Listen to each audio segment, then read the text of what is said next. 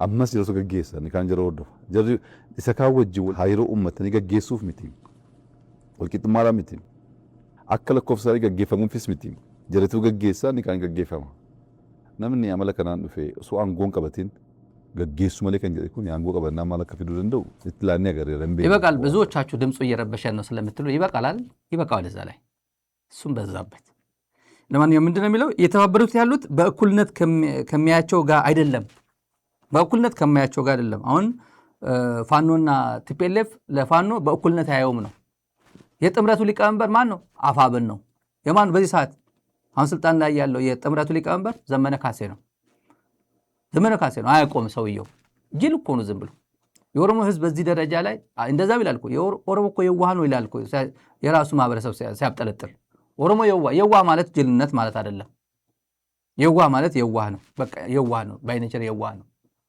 ዳዝሜን በቃ ሞኝ ነው ማለት አይደለም አብይ ግን በዚህ ደረጃ ለሞኝ ነው የሚፈልገው በሱ ቤት ፕሮፌሰር ዝቄልን በሉት ፕሮፌሰር መራራን በሉት ጃልመሮን በሉት ማንንም በቃ ለሱ ዝም ብሎ የሚያይት ሆነ ሞኝ ነው የሚለው ለሱ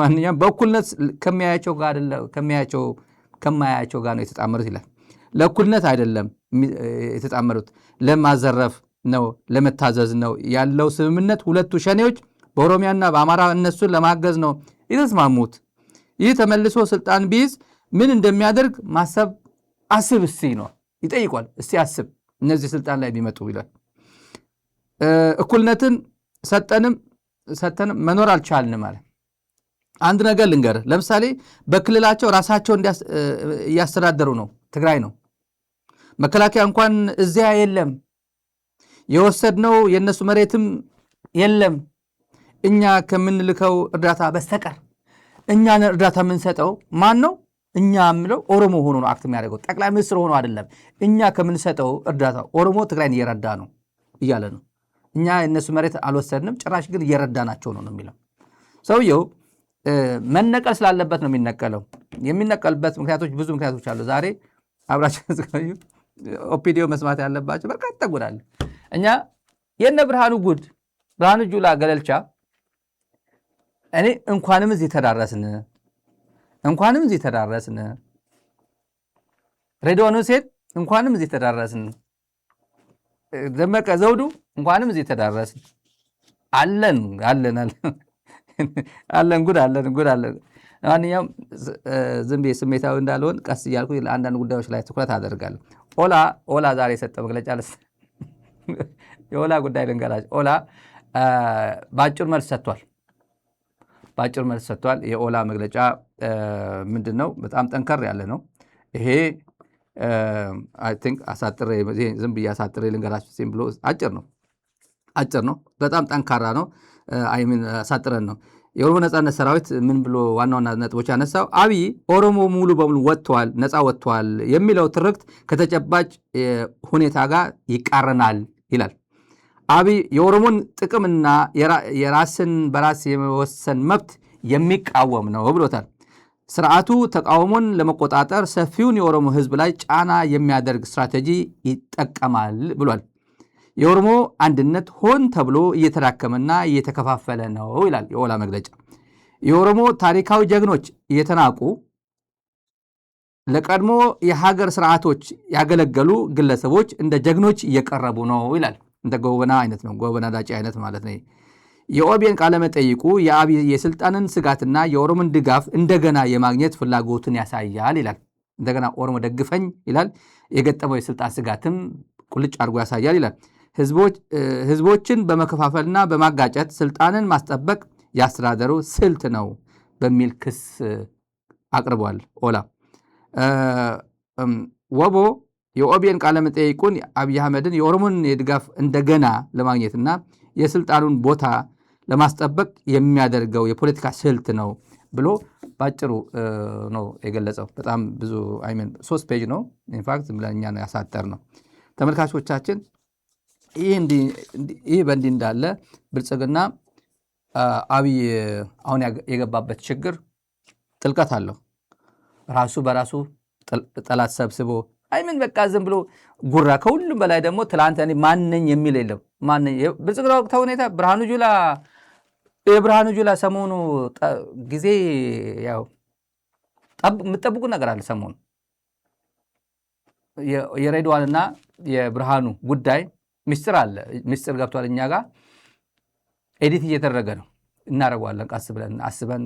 ጥቅም አለው ወይ ለትግራይ ይጎዳል፣ ለኢትዮጵያ ይጎዳል ምናምን፣ ለህዝብ ከህዝብ አንጻር አሁን ካለንበት ትግል አንጻር ይሄ አሁን ቢወጣ ይጠቅማል አይጠቅምም መዝነን የሆነ ነገር ምንላችሁ ይኖራል። ሰሞኑ ያሉበት ሁኔታ ግን ይሄን ነው ያሉበት ሁኔታ።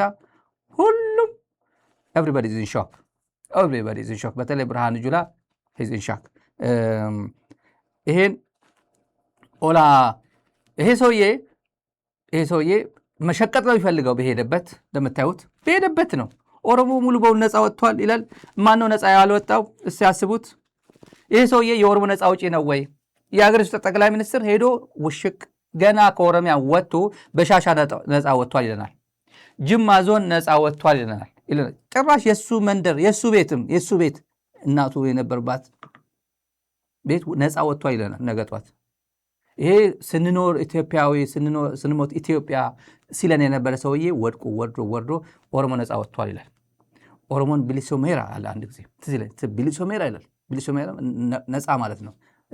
ፍሪ ሊበሬትድ አይነት ነው ይመስለኛል። በቃ ፒሪየድ አለ እንደዚህ ፒሪየድ አለ። በቃ ፔሪየድ እና ፒሪየድ መለየት የማይችል እኔ በእውነት ለማንኛውም የገጠመው ጉዳይ ኦሮሞ ነፃ ወጥቷል ብትል እሰየው ነው። አንድ ብሔር ነፃ ከወጣ 79 ብሔር ገና ይጠብቃል ማለት ነው። ትግራይ ነፃ ለመውጣት ይጠብቃል። አማራ ይታገላል፣ አገው ይታገላል፣ ሁሉም ቅማንቱ፣ አፋሩ በሙሉ ሲዳማ አርነትም ኦብነግም ጋምቤላውም በሙሉ ይታገላል። አንድ ብሔር ነፃ ለመውጣት 4 ኪሎ አልገባም። የሀገር ጠቅላይ ሚኒስትር እንዲመተ ብሊሱ ሜራ እያልክ አትቀልድበትም ነበር። የሞት ነው ይሄ። የአንድ ጠቅላይ ሚኒስትር ሞት በዚህ ደረጃ ነው። ኢማጂን ኃይለማርያም ደሳለኝ ወላይታ ነፃ ወጥቷል ቢል ከኔ ኢማጂን ምን ሊሰማው እንደሚችል። የወላይታ ህዝብ ነፃ ወጥቷል 4 ኪሎ ቢል እንደዚህ አይደለም። የገጠመ ችግር ብዙ ነው። ከሁሉም በላይ ግን እኛ እኮ 3 ሸኔዎች የተጣመሩት ለየብቻ ስለማይችሉን ነው ያለው ጉዳይ። ስትቀጠቀጥ ያነት መሰክረዋለን። ስትቀጠቀጥ እርስ በርሳቸው የማይግባቡ ሀገራት አምጥተ ኢራንና እስራኤል የማይግባቡ ሀገራት የኢራን ድሮንም የእስራኤል ድሮንም የቱርክም የዩኤም የቻይናም የሁሉም አምጥተ አሁን አየር ኃይል ያሉ ቴክኖሎጂ እንትኖች ተመልከቱ። እርስ በርሳቸው ሰላምታ ያላቸው የኢራን እንትኖች አሉ፣ ድሮን ኦፕሬተሮች አሉ። የኢራን ድሮን ኦፕሬተሮች እና የእስራኤል ድሮን ኦፕሬተሮች አሉ አየር ኃይል ላይ የደባርቅ ለምሳሌ ደባርቅ ያሉት የሁለት ሀገር እንዴት ነው የኢራንና የእንትና ኦፕሬተር አንድ ላይ ቁጭ ብለህ ልትቀጥራቸው የምትችል? ምን አይነት መርሰረሪ ነው? 200 ምናምን በላይ ኦፕሬተሮች አሉት ፈረንጆች ኢትዮጵያ ምድር ላይ። ኢትዮጵያውያን በውጭ ኃይል ነው እየተዋጋ ያለው ይሄ ሰውዬ። የውጭ ኃይል ድሮኑ ብቻ አይደለም ቴክኒሻን ጭምር። አማራ እየቀጠቀጠ ያለው፣ ኦሮሞ እየቀጠቀጠ ያለው፣ ትግራይን የቀጠቀጠው በውጭ ኃይል ነው። ድሮን ኦፕሬተሮች ጭምር የኢትዮጵያውያን አይደለም እየተጠቀመ ያለው እና ይሄ ውርጋጥ ዝም ብሎ የታሪክ አተላ ስለማይችሉን እኮ ነው 3ቱ እየተጣመሩ ያሉት ብሎ እንደዚህ መጣ። 3ቱ ሸኔዎች ሸኔ ቀልድ ነው እንዴ? ሸኔ ትፔለፍም ሸኔ ፋኖም ሸኔም ይሄ ኦላም ሸኔ ማለት ክብር አይደል እንዴ? ሻን አይደል? ሻን የአባገዳ ስርዓት 5 ጋቨርንመንት ኦርጋንስ አይደል እንደ ሸኔ የሚባሉ ሻን የሚባሉት 5 ጋቨርንመንት ኦርጋንስ የሚባለው ሚሊተሪው፣ ስራ አስፈጻሚው፣ ህግ አውጪው ብዙ ኦርጋን አለው እኮ ብዙ ስልጣን ክፍል አለ። ሁሉም ጋር ሄደ። አሁን በሱ ቤት እያንቋሸሸ ነው። ቲፒኤልኤፍም ሸኔ ነው ይላል። ዘፈለክ ጥራው፣ ከፈለክ በአረብኛ ጥራው፣ ትነግ በለው፣ ቲፒኤልኤፍ በለው፣ አቡት በለው፣ ምናምን በለው፣ እንደፈለክ ጥራው። ቲፒኤልኤፍ ነው። አንተን ከርክሞ ያባረረ በዓለም ማህበረሰብ ዘንድ ራስ እኔ አልፈልግም፣ ስልጣን አልፈልግም፣ ክልሌን አስተዳድራለሁ። ወደ ትግራይ ሄደው ቀጥሎ ወደ ትግራይ ሄደ 27 ዓመት ጨለማ አልከኝ። ይሄ ሁላ ለፍቼ፣ ይሄ ሁላ ደክሜ፣ ይሄ ሁላ መስዋዕትነት ከፍዬ እዚህ ጋር ድርሼ ያለምንም አፈር እንትን አድርገኝ ሄጃለሁ እና እኔ ህዝቤን እክሳለሁ ብሎ ሄዶ እግሩ ነው የመጣበት። ኧረ ተወኝ እያለ እግሩ ነው የመጣበት። ምን አደረገ? ከርክሞ ቁጭ አደረገ። ከርክሞ አሁን ከ4 ኪሎ ተነቅለ የት ነው ያለው? ሰቆጣ ነው ያለው። ድንበር ላይ ነው ያለው። ከ4 ኪሎ ተነቅሏል። ብልጽግና ቆቦ ላይ ያለው ዞብል ተራራ ላይ ተቀምጧል። የአብይ ጋርዶች የአብይ ቦዲ ጋርዶች ዞብል ተራራ ላይ ተቀምጧል። 4 ኪሎ ብልጽግና ተነቅሏል። ከአዲስ አበባ ተነቅሏል። ከህዝቡ አምሮ ወጥቷል። ይሄ መንግስት ኖ ሞር የኔ መንግስት አይደለም ብሎ የተማመነ ጊዜ በቃ አለቀ። ኦሮሞ ህዝብ ብልጽግና ነው የኔ ኦላ ነው የኔ ብሎ አስበው እኔ እንጀራ እንኳን ከሽመልስ ህሊናዬ ግን ከጃልማሮ ጋር ነው የሚያስበው። ጠቅላላ ይሄ የሚደበቅ አይደለም። ውስጤ ጃልማሮ ነው። ጃልማሮ ግን ባንክ ስለሌለው ገንዘብ ስለማይከፍለኝ ለጊዜው ግን ከሽመልስ ልብላ ነው የሚል። ያ ነው መንግስትነት ማለት። አረጋ ከበደ ነው ያረጋ ከበደ ብልጽግና ነው አሁን አማራን እያስተዳደረ ያለው። አፍአብን ዘመነ የሚመራው አፍአብን ነው። አማራን ክልል የሚመለከተው ዘመነ የሚመራው ነው። ውስጡ ከዘመነ ጋር ነው፣ ግን ብር የሚከፍለው አረጋ ነው። ጥርጥር የለውም። ይሄ ምንም የሚደበቅ ነገር የለውም። ይሄን ነገር ወደ ትንሽ ልውሰዳችሁ። ሰሞኑ አንድ ለስክሪን ለተመልካች ስለማይመች ብለን ነው እንጂ ነበረን የአማራ ፋኖች በጣም የቴክኖሎጂ ክፍል የአማራ ክልል የቴክኖሎጂ ዲፓርትመንት ድሮን ጭምር ኦፕሬት የሚያደርጉ ልጆች ማለት ይሄ የሰርቬላንስ ምናምን ወታደር ካምፕ ውስጥ ሲጸዳዳ ካሜራ ቀርጸውታል። ሲጸዳዳ ግቢ ውስጥ ወታደር ሚሊተሪ ባራክ ውስጥ ፈሪዎች ናቸው። ከሚሊተሪ ባራክ እንኳን ወጣ ብሎ እንኳን እንዳይጸዳዳ ያው ጫካ አይደል የሆነ ሸጎጥ ብሎ አይደል የሚጸዳዱት። ካሜራ ዙም አድርጎ ወሰደው ልጁ። ለስክሪን ስለማይሆን ትተነዋል። ለስክሪን አይሆንም። ዝም አድርጎ ወሰዱት። ይሄ መርጦ ለማርያም ነው። መርጦ ለማርያም የሆነ አሁን ቀኑ መናገሪያው ስለማያስፈልግ የደረሰው በዚህ ተከታትለው ሰራዊቱ የት አካባቢ ነው ያለው፣ አዛዡ የት አካባቢ ነው ያለው፣ ሰራዊት እንቅስቃሴ ወደ የት አካባቢ ነው፣ እንደዚህ አድርጎ ተከታትለው የመጨረሻ የማያዳግም በፍጹም እዚህ አካባቢ የተሰማራው ዝም ብዬ ፎርዋርድ ላርግላቸው ይሄን እንዴት አድርጎ እንደተከታተሉት የወሰዱበት እርምጃ ብልጽግና ራሱ አይረሳውም።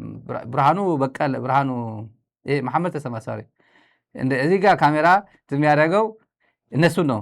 እነሱ እየተከታተለ ነው። ይሄ መርጦ ለማርያም ነው። በጣም ብዙ ዶኩመንት አለ በዚህ ብቻ። አብይን እኛ እኮ እየተከታተልናቸው እኮ ነው። ቁጭ ብለን እኮ ሲቹዌሽን ሩም ይባላል። እዚህ እኮ ሀገረ ሰላም እዚህም ሲደነጋገጡ ቤተሰቦቻቸውን ፈርተን ነው እንጂ እኮ ዝም ያልናቸው እያየናቸውን ሲል ነበር ያኔ ዛሬ 6 ዓመት 5 ዓመት ሲበጠረቅ ጊዜ አንፈጅም። እዚህ ላይ ብልጽግና የገመገበው ብልጽግና ግምገማ ያው መቀለ ብንገባስ እና እነሱ አዲስ አበባ ይገባሉ ይላል። ስሌቱ ተመልከቱ። እኛ መቀለ መግባት እንችላለን። ቤት በኩል ነው። ጻድቃን የሰጧቸው ካርታ ነው አሉ።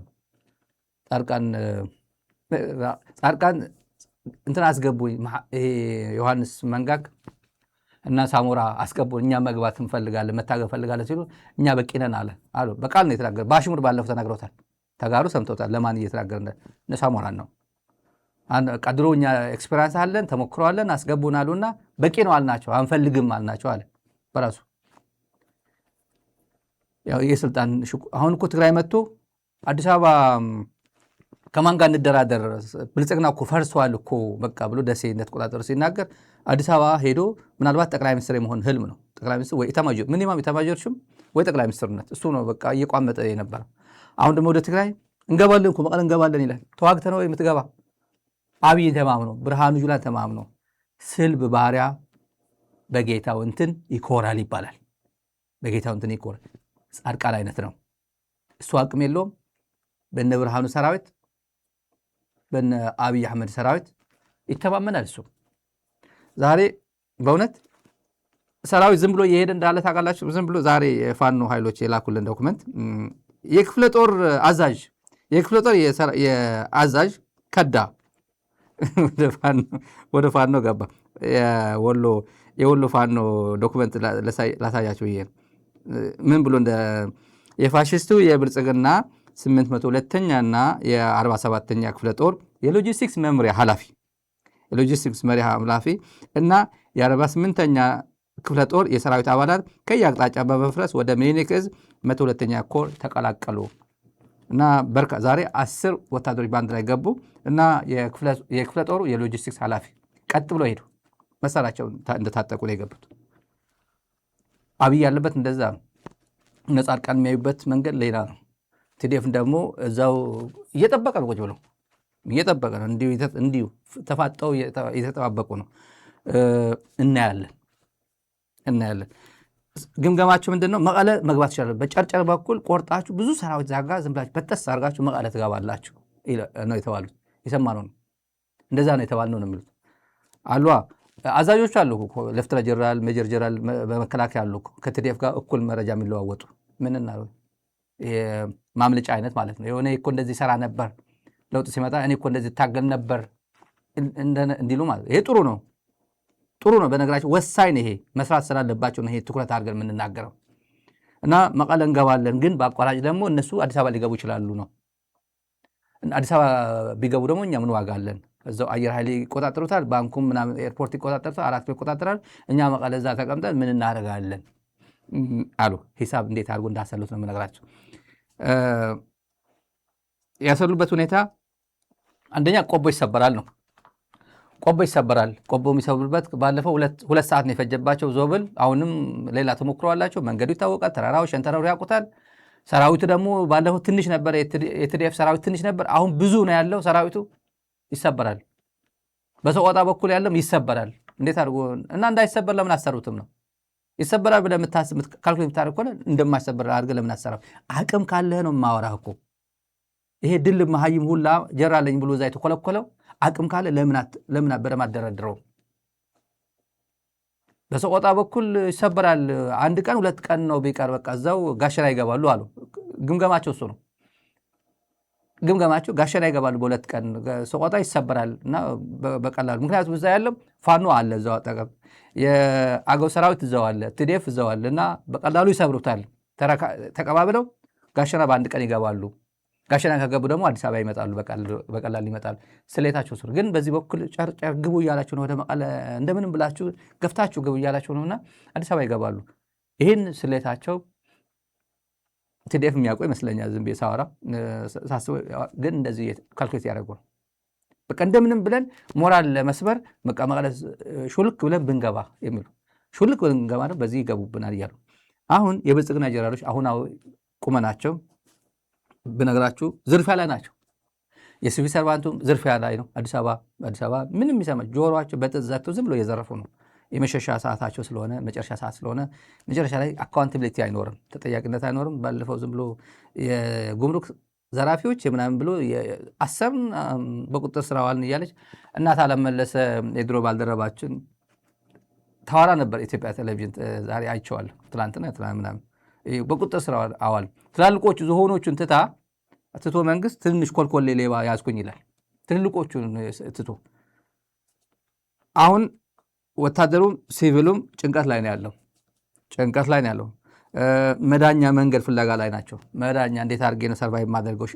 እዚሁ እንደጋጣሚ እንደምን የሚሰራ ትንሽዬ ነገር ኮንትሪቢዩት አድርጌ እዚህ የሚቀርበት እድል አለኝ ሆን ይላል። ከጥምሮች ኃይሎች ጋር መተባበር ነው ያለባቸው። አሁን ከጥምሮች ኃይሎች ምክር ነው ይሄ። ደግሞ ቲፒኤልኤፍ እንደዛ ወይ ኦላ እንደዚህ ያለ ምናምን ሳትል ምክር ነው።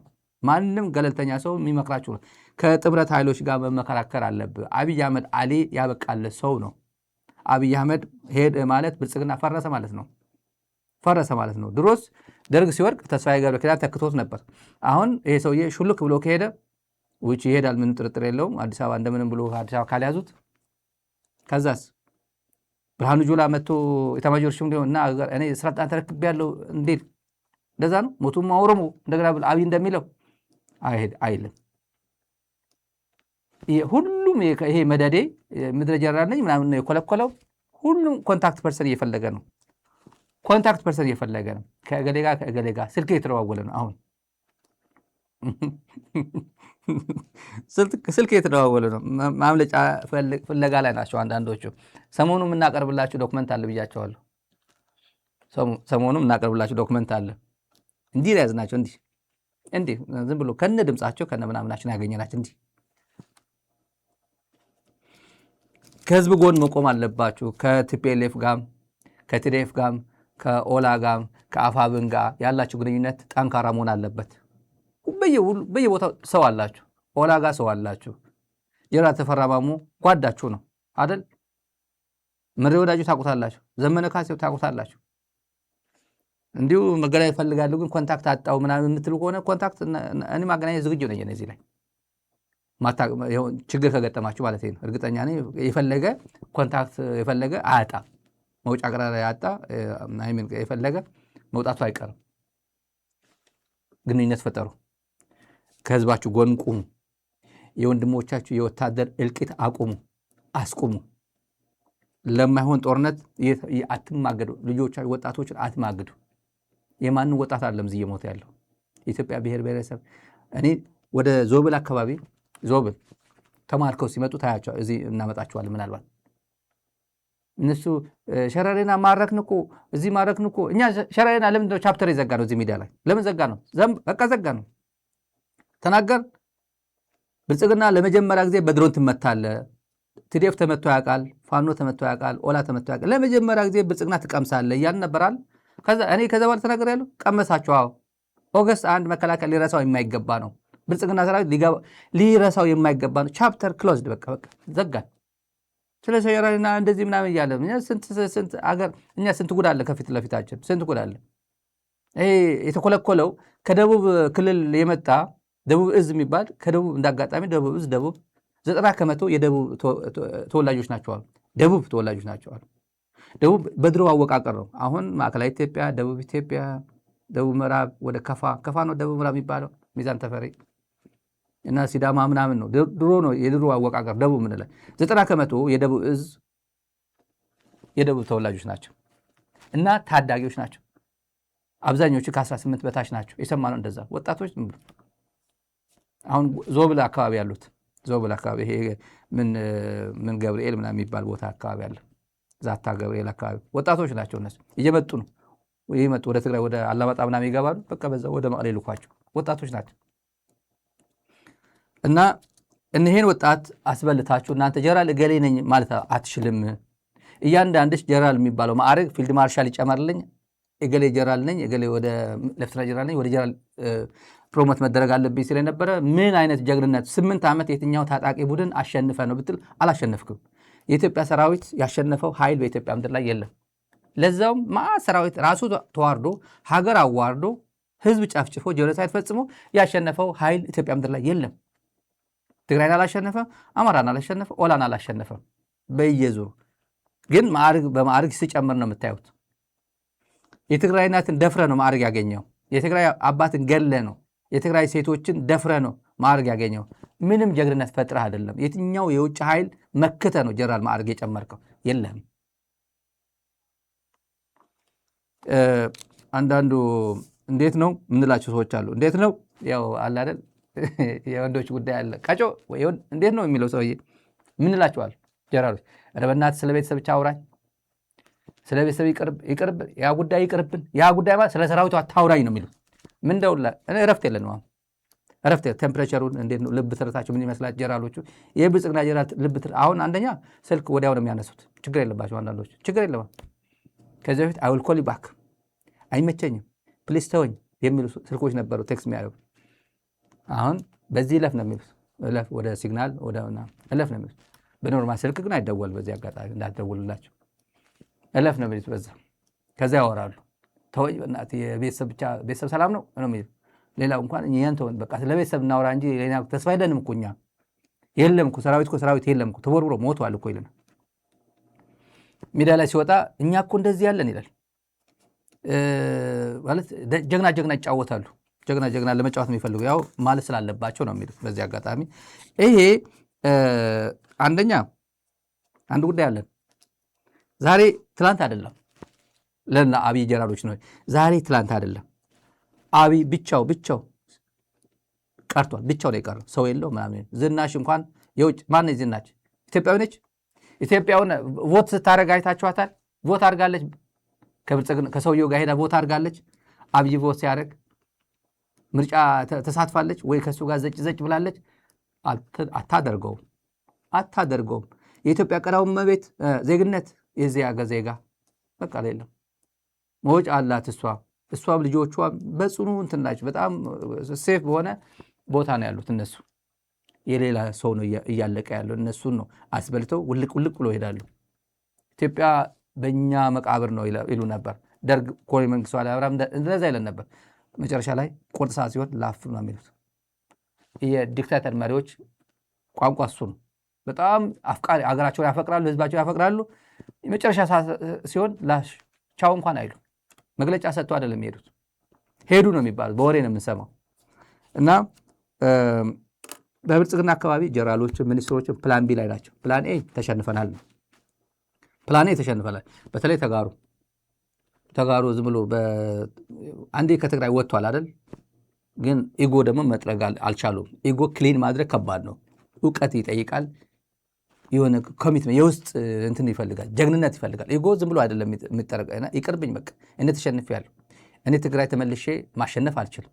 ይሄ ትግራይ የሚባለው ሰራዊት፣ ቲዲኤፍ የሚባለው ሰራዊት ትላንት ያንቀጠቀጠ፣ ትላንት በ36 የተከበበች ትግራይ ዲፈንድ አድርጎ መስዋዕትነት ከፍሎ እዚህ ያቆያት ቲዲኤፍ አሁን ለብቻው ሳይሆን ሆላ ፋኖ ኦጎጉሞ በዚህ በኩልም በሁሉም በኩል የሰማይም የምድሩም የበላይነት የለኝም ብሎ በኮንፊደንስ እንዲሁ አይደል በቃ የሚወስደው በሰማይም ጥቃት ይሄን ያክል የበላይ የሚወስድበት አካል የለም ብሎ በመተማመን ያለበት ሁኔታ ትግራይን አሸንፎ ይገባሉ የሚል ካለ በቃ ቅዠት ውስጥ ያለ ነው። በቃ ሃሉሲኔት እያደረገ በቃ ቅጠል ላይ ቁጭ ብሎ የቃመ 24 ሰዓት የሚቅም ሰው እንኳን እንደዚህ አያስብም።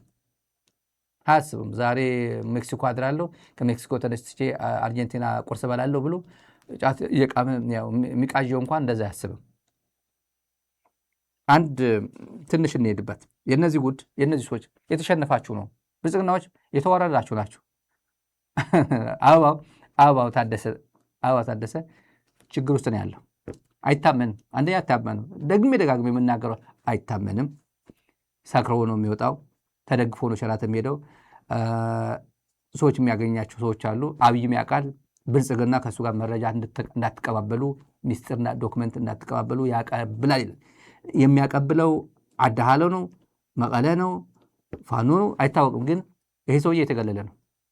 ግን ደግሞ አበባው ተነሳ እንዳይባል የሆነ ኦሮማራ የሚመስል አማራ እንዴ ምክትል ነበር፣ ከምክትል ማነሱት የኛ ሰው እንዳይባል ነው። ይህ ማንም ተወካይ አይደለም። የአገው ተወካይ ነኝ አንዴ እኔ እኮ አማራ አይደለም አገው ነኝ ይላል። እንዲያው እናቴ እኮ አድዋ ነች፣ ፈረስማ እኮ ነች እናቴ። እውነቴን ነው፣ እንደዛ ነው የሚላቸው። እኔ እኮ እናቴ እኮ ትግራይ አድዋ ፈረስማ አካባቢ የሚባል እኮ ነው። ይህ ቀጣፊ እኮ ነው። እዚህ ሲመጣ ኢትዮጵያ ይሻላል። ከዛ አማራ ደግሞ ቀጥቀጥ ሲባል አማራ እንትን እንዳይልበት ነው። እኔ እኮ አገው ነኝ ይላል። ከዛ አገውስ የመቀጥቀጥ መብት አለ? እና ትላንት ብሔር አማራ ይሄደን ብለህ የመጣ ሰውዬ በአማራ ኮታ ማዕከላዊ እዝ ምናምን እያልክ እድሜ ልክ የነበርክ መከላከያ የነበርክ ሰውዬ አሁን አማራ ተጠየፍከው። እሱ ደግሞ አያምንህም። አሁን አንተ አገው ነኝ ሰባት ዘሬ ወደ ትግራይ ይሄዳል አስመራ ይሄዳል ብትል አያምንህም። ለአብይ አንተ ሁሌ አማራ ነህ። ለትግራይ ጌታቸው ሁሌ ትግራዋይ ነው። ጻድቃን ሁሌ ትግራዋይ ነው። ቅድሚያ ብቻ ነው። ለአማራ ዘመንን ማስቀደም ይፈልጋል። የአፋብን አመራሮችን ወይ ተፈራ ማሞን ወይ አስረስ ማረን ወይ ሄኖክን ሌሎች ማስቀደም ይፈልግ ይሆናል ውስጡ። ቀጥሎ ግን አንተ ነህ። ልዩነት የላችሁም። በትግራይ ደብረጽዮን አንደኛ የሚጠላው ደብረጽዮን ሊሆን ይችላል። መጀመሪያ ማስወገድ የሚፈልገው ደብረጽዮን ሊሆን ይችላል፣ ወይ ምግቤ ሊሆን ይችላል፣ ወይ ፈትለወርቅ ሊሆን ይችላል። ሁለተኛ ጌታቸው ወይ ጻድቃን ነው። የፕራዮሪቲ ጉዳይ ነው። አንደኛ ሁለተኛ ስቴፕ ነው። ሁለቱም ግን ጠላቶቹ ናቸው። ለአብይ ምንም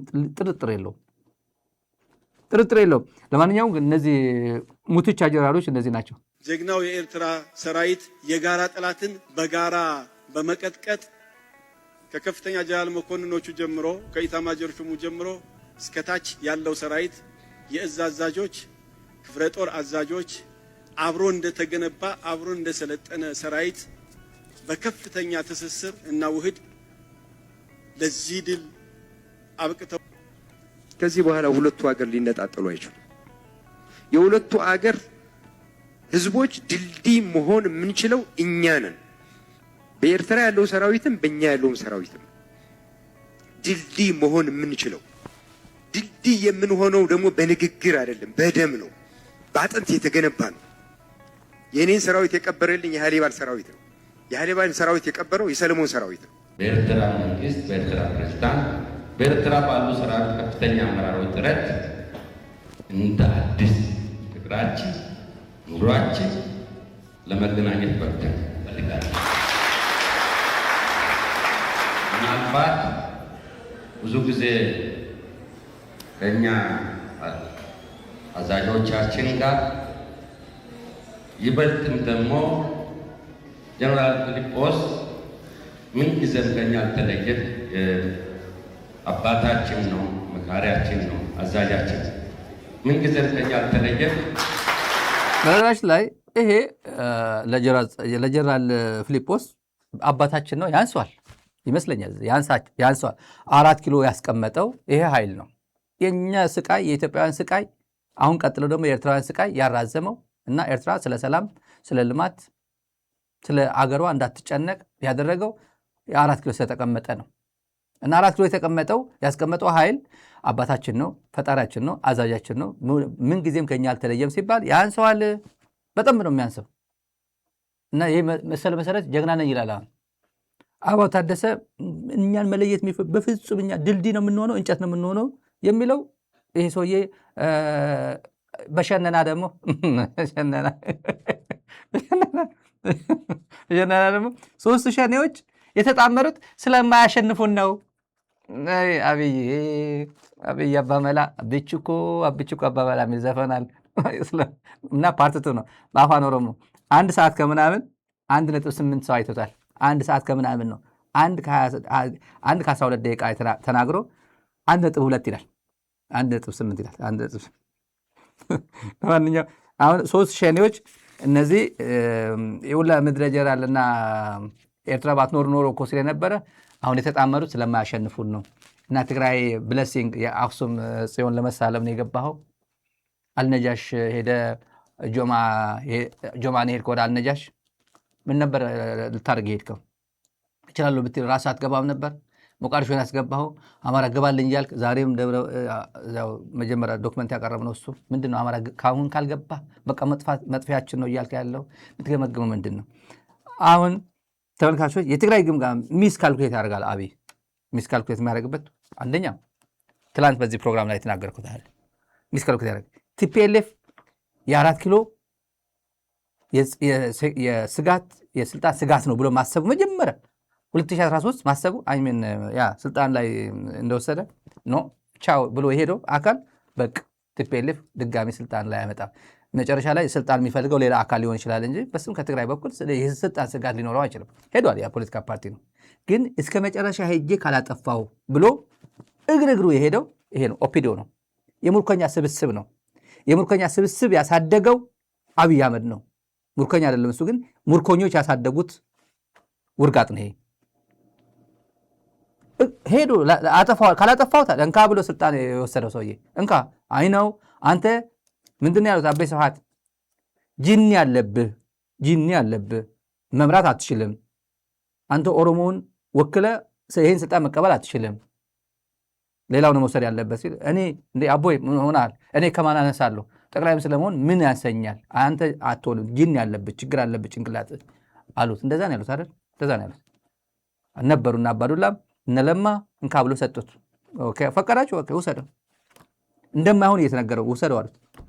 በፈንቅለ መንግስት ምናምን አድርጎ ሄዶ ጣጣጣ አድርጎ መያዝ ይቻል ነበር። አላደረጉት።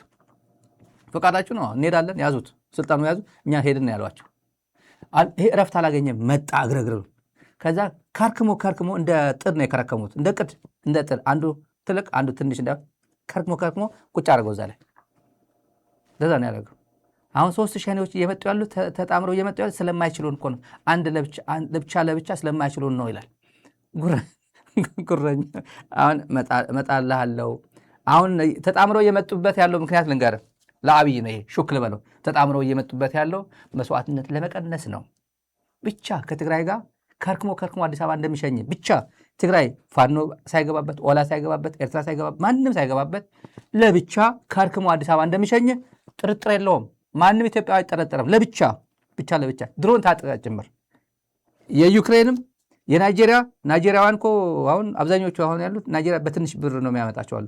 ቦኮ ሐራም ላይ የለመዱት ድሮን አለ ናይጄሪያ ቦኮ ሐራም ላይ የአሜሪካ ድሮኖች። አሁን ድሮን ኦፕሬተሮች ናይጄሪያውያን፣ ዩክሬናውያን፣ ዩኤኢ ምናምን ናቸው፣ ኢራን፣ እስራኤል ናቸው። ይህን ሁላ ታጥቀ ያሸንፋል ነው የምልህ። አጋጣሚ ግን ትግራይ ለምን ብሎ ብቻው መስዋዕትነት ይከፍላል? አሁን ምክንያት የሁሉም አደጋ ነው። የሁሉም አደጋ አማራ የኔ አደጋ አይደለም የኔ ወዳጅ ነው ስለ ነበረ ትላንት የአማራ አደጋ መሆኑን በግልጽ አሳይተዋል። በደንብ እየሰባበርኩት ነው ብለው ሰባበርከውም፣ በጣም ብዙ ጉዳት አደረስክበት። አሁን የጋራ ጠላታችን አለ መጣው። ቀይ ባህር የኔ ነው። 19 ሰርጸ ድንግል የሚባለው የእኛ ንጉሥ ነበር ይላል። አሁን ሰርጸ ድንግል የአፋን ኦሮሞ ስም ነው። ሰርጸ ድንግል 1499 ይሄ የኦርቶዶክስ ፔኔትሬሽን ኦሮሚያ እንደዛ ነበር። ሰርጸ ድንግል ኦሮሞ ነውና ሰራዊት ይዞ ምጽዋ ሄዶ ተዋግቷል። ኤርትራ የኛ ነች ብሎ እምባሴራ ባረንቱ የኛ ነው እያልክ የምትሄድበት አሁን የኛ ነው የሚለው አደገኛ ነው። ያው ቀይ ባህር ደግሞ የኛ ነው ብለዋል። ያንተ እንዳልሆነ ማሳያለሁ ብለዋል። ስለዚህ ምን መስዋዕት ለብቻ ለምንድን ነው ትግራይ ለብቻ የሚሰዋው? ለምን ተብሎ የጋራ ጠላት 4 ኪሎ ተቀምጦ መስዋዕትነት ቀንሶ በጋራ ነው የምታጠፋው፣ በጋራ ነው የምትመጣው እንጂ ለምን ተብሎ 4 ኪሎ የሚመጣው እኮ የ4 ኪሎ ስልጣን ለመውሰድ አይደለም። ትፒኤልኤፍ ወይ ትዴፍ እንደማይፈልግ ማንም ያውቃል። ማንም ተው አልፈልግም እዚህ ልኑርበት ብለው አላስኖር ብለው ከቀዩ አፈናቅለ ገለው አዋርደው ሉዓላዊነቱን ቀምተው ከፌዴሬሽኑ ነጥለኸው ቁጭ ስላደረግከው ነው። የህልውና ጉዳይ ገጥሞኛል እኔ ቁጭ ብዬ ከመሞት መስዋዕትነት ከፍዬ ይሄን ቀብሬ ነው እኔ የትግራይ ህልውና ማረጋግጠው ብሎ የተነሳ ወዶ አይደለም፣ መስዋዕትነት ስለፈለገ አይደለም፣ ወይ ልጆቹ ስለማይፈልጋቸው አይደለም። አንተ ያመጣው ጣጣ ነው። ሊያቢሊቲ ነህ አንተ። ለኢትዮጵያ አይደለም፣ ለኦሮሞ ህዝብ አይደለም፣ ጠቅላላ ሰው ልጅ ሊያቢሊቲ ነህ አንተ። አንድ ጉዳይ አለ። የዚህ ሰውዬ ካልኩሌሽን ነው። አብይ ካልኩሌሽን ምንድን ነው? ስሌቱ ፖፑሌሽን፣ ገንዘብ፣ ኢኮኖሚ ነው። ትግራይን ሲወር እንዴት አድርጎ እንዳሰበው የትግራይ ሰራዊት ሚሊሻ ነው አለው። ትግራይ ሚሊሻ ከኛ ሰራዊት ጋር የኢትዮጵያ ሰራዊት ግዙፍ ሰራዊት ነው። ትግራይ ሚሊሻ ጋር እንዴት ብዬ ገጥማለሁ? አረጋታለሁ ፉል ስቶፕ ነችን ብለዋታል። ያኔ ውጊያ በሚሊሻ ቁጥር አይሞላም። ውጊያ የሚሸከመው ብዙ ነገር አለ። ባለፉት ዓመታት ባደረግናቸው ውጊያዎች እኮ አይተናል። አልተዘጋጀውም ተዘጋጅቻለሁ የሚል ጉዳይ ሳይሆን ፖፑሌሽን አለ፣ ኢኮኖሚ አለ፣ ፓወር አለ። በማንኛውም ሰዓት ባጠረ ጊዜ ውስጥ ውጊያው ሊጠናቀቅ ይችላል። እሱ አይደለም ችግራችን፣ ግን ማንም እንወጋው ነው። በዚያ ውጊያ ማንም እናጠቃው የሚለው ጉዳይ መታሰብ አለበት። በእኔ በኩል ለኢትዮጵያ ውጊያ ያስፈልጋል ብዬ አላምንም። ይሄ ሳዋ እየተመላለሰ በነበረበት ሰዓት ነው። ለኢትዮጵያ ውጊያ አያስፈልግም። 8 ዓመት ሙሉ ያለ ውጊያ መኖር ያልቻለ 8 ዓመት ፕላስ ጦርነት ላይ የኖረ ይሄ ሰውዬ ነው። አስተያየቱም፣ አይኑም፣ ቅንድቡም ተመልከቱ። ምንም ያለ ጦርነት መኖር የማይችል ሰውዬ። ቀጥለን አይታችሁታል። በእውነት እቺ እኔ በእውነት ሰውዬው ይዘፍራለሁ። ደግሞ ታምብሌል አሰራራቸው የዩቲዩብ ሽፋን ታንታላይዚንግ ነው። በቃ ካፕቸር የሚያደርግ በቀላሉ የሰው አእምሮ መያዝ የሚችል 3 ሸኔዎች 2 ሸኔ ነበሩ። አሁን 3 ወደ 3 አሁን 4ኛ ኤርትራም ሸኔ ይለዋል። ነገ ጧት ግብፅም ሸኔ ይለዋል። ችግር እቺ ሸኔ የፈረደባት ሸኔ ያለች 3 ሸኔዎች የሚባሉ እንዴት ነበር የትላንት ሸኔዎች? እስቲ የትላንት ሸኔዎች የተጣመሩት የትላንት ሸኔዎች የቋንቋ ጉዳይ ቋንቋ የጋራ ጠላት ስላለን አሁን ፍቅር በራሱ ያግባባል ይባላል። አንድ አማርኛ ተናጋሪ ወይ ትግርኛ ተናጋሪ እልም ያለች ከቻይንኛ ጋር ፍቅር ሊይዛቸው ይችላል። የአይን ፍቅር በዛው ያድጋል። በቃ ዝም ብሎ ይወልዳሉ ቋንቋ ሳይችሉ። ይቻላል እኮ ፍቅር ያግባባል እንደሚባለው ጦርነትም ጠላትም ያግባባል። ጦርነትም ግዳጁን ስንቀበል የቋንቋ ችግሮች አሉ። እነሱ አማርኛ ያስቸግራቸዋል፣ እኛ ደግሞ ትግርኛ ያስቸግረናል። ግን እንግባባለን። አላማችን አንድ ስለሆነ የጋራ ጠላትን በጋራ መምታት በጋራ ማሸነፍ ስለሆነ አላማችን ያስተሳሰረን ያገናኘን እሱ ነው። ለድል የሚያበቃን እሱ ነው። ለነሱም መደበኛ ጠላታቸው ነው፣ ለኛም መደበኛ ጠላታችን ነው። ይህንን ጠላት ማጥፋት አለብን የሚል የነሱም የኛም የራሳችን ተነሳሽነት ነበረን። በዚህ ነው የምንመካከረው። በዚህ እንመካከራለን። ግዳጅ መሬት ይሰጠናል፣ ግዳጅ ይጠናል፣ እንገባለን፣ እናሸንፋለን። ያው እዚህ ደርሰናል ማለት ነው። ያው እንገባለን፣ እናሸንፋለን። የጋራ ጠላት ነው። ቋንቋችን ጠላት ነው። ቋንቋችን ትግራይን ማሸነፍ ነው ወይ ቲዲኤፍን ቲፒኤልኤፍ እንደሚሉት ያው ትግራይን ማለታቸው እና በዛ ነው የተግባባ ነው። ቋንቋ እንጅሩ ነው። ቋንቋ እንጅሩ ግን እንግባባለን። በቃ በምልክትም በምንም ጦርነት እየመራ እዚህ እያሸነፍ እዚህ ደርሰናል ነው። ይሄ የ73ኛ ክፍለ ጦር አዛዥ ነበር፣ ያኔ አዛዥ ነበር። በህይወት ይኑር አይኑር አላቅም። ከቲዲኤፍ የዳነው ያመለጠው ፋኖ ስለተቀበለው ማለት ነው። ፋኖ አድርጎታል። በዛ ብዙዎቹን በልቷቸዋል። በህይወት ይኑር አይኑር አይታወቅም። አንድ የአብይ ቀሽት የሆነች ንግግር በጣም የሰውየው የስካር ዘመን የምታስታውስ እንዲሁ አማራና ኦሮሞ ለማጣላት ያ ቡድን አክቲቪስቶች የቡድኑ ሚዲያ ሶሻል ሚዲያ ላይ ፌክ አካውንት እየሰሩ አማራና ኦሮሞን ለመለያየት አማራ መስለው ኦሮሞን ይሰድባሉ፣ ኦሮሞ መስለው አማራን ይሰድባሉ። ግን የእኛ ሰዎች አይሰዳደቡም። እኛ ተዋደን ተፈቃቅረን ነው የምንኖረው። የሚያሳድበን ያ እንትን ነው እና እኛ እናውቃለን። በእውነት በጋራ መተን ደግሞ ያ ቡድን እንዴት አድርገን እንደምንበቀለው እናውቃለን። በጣም ይሄ ሁሉም ይሄ የትግራዋይና የአማራ ብቻ አይደለም፣ የኦሮሞ ተወላጆቹም በደንብ አድርጎ የነቃ ትውልድ የነቃ ነው። ይሄ ዝም ብሎ እካካምና ሙጀሊያም የሆነ በፍጹም ዛሬም አብይ የተናገረው ሂዝ ራይት፣ አሁንም አብይ የተናገረው አብችኮ ሂዝ ራይት ብሎ የሚያምን እሱ ንገሩት። አይሆንም አብይ አይሆንህም በሉት። እያጋደለ እያጋጨ ወለጋ ከሸዋ አምቦና ምናምን እያጋጨ የሚኖር ነው። በአፋን ኦሮሞ የዛሬ ቃለ መጠይቁ ጭምር የዛራ ባልደረባችን የነገረናል። ኦሮሞ እርስ በርሱ ሲያባላ ነው ዋለዋል። እርስ በርሱ በዞን በምናምን የገሌ ወዳጅ የገሌ ኦላም ዛሬ የሰጠው መግለጫ አለ። የኦሮሞ ጀግኖች የሆኑት እያንቋሸሸ እያናናቀ ነበር። የኦሮሞ ጀግኖች በታሪክ የባለፉት ስርዓት አገልጋዮች የነበሩ እንደነ ኦላና ዳጬ የሚባሉት ጎበና ዳጬ እያሞገሰ የስርዓቱ የድሮ የቀድሞ ስርዓት አገልጋዮች የኦሮሞ ህዝብ ዌልካም ማይላቸውን እያሞገሰ የኦሮሞ የኔ ነው የሚላቸው ጀግኖች ደግሞ እያንቋሸሸ ነበር የዋለው ብሎታል በመግለጫው። ለምን ይመስላችኋል? ይህን ሰው እየስሙት። የቲፒኤልኤፍ ጀሌዎች ከፊሉ የአማራ አካውንት ከፊሉ የኦሮሞ አካውንት በመክፈት በሚመስል አካውንት በመክፈት እኛን ለማባላት ሳይተኙ አድረዋል። አማራን መስለው ኦሮሞን መስለው ብዙ ጥረት አድርገዋል። በእርግጥ አማራና ኦሮሞ በትናንሽ ጉዳይ የመኳረፍ ባህሪ ያላቸው በንግግር ሊስተካከል የሚገባው ነገር ግን ኢትዮጵያ ስትነካ ሁሉ አጀንዳዎቻቸውን ወደ ኋላ ጥለው በጋራ በአንድ ጉድጓድ ሞተው የኢትዮጵያን ነጻነት እንደሚያጸኑ ባለፉት ጥቂት ወራት ከማንም በላይ ቲፒኤልኤፍ ትምህርት ወስዶበታል። ኦላና ገላና አጠገብ ነው ያለው ዶክተር አብርሃም በላይ ኦላና ገላና ነው እሱ አጠገብና ቲፒኤልኤፍ ወስዷል። በክፉ ሰዓት ሲሆን ትንሽ ጥላቻ ይኖራቸዋል። ከዛ በኋላ ኢትዮጵያ ስትነካ ደግሞ በአንድ ላይ ይሰበስባሉ ነው።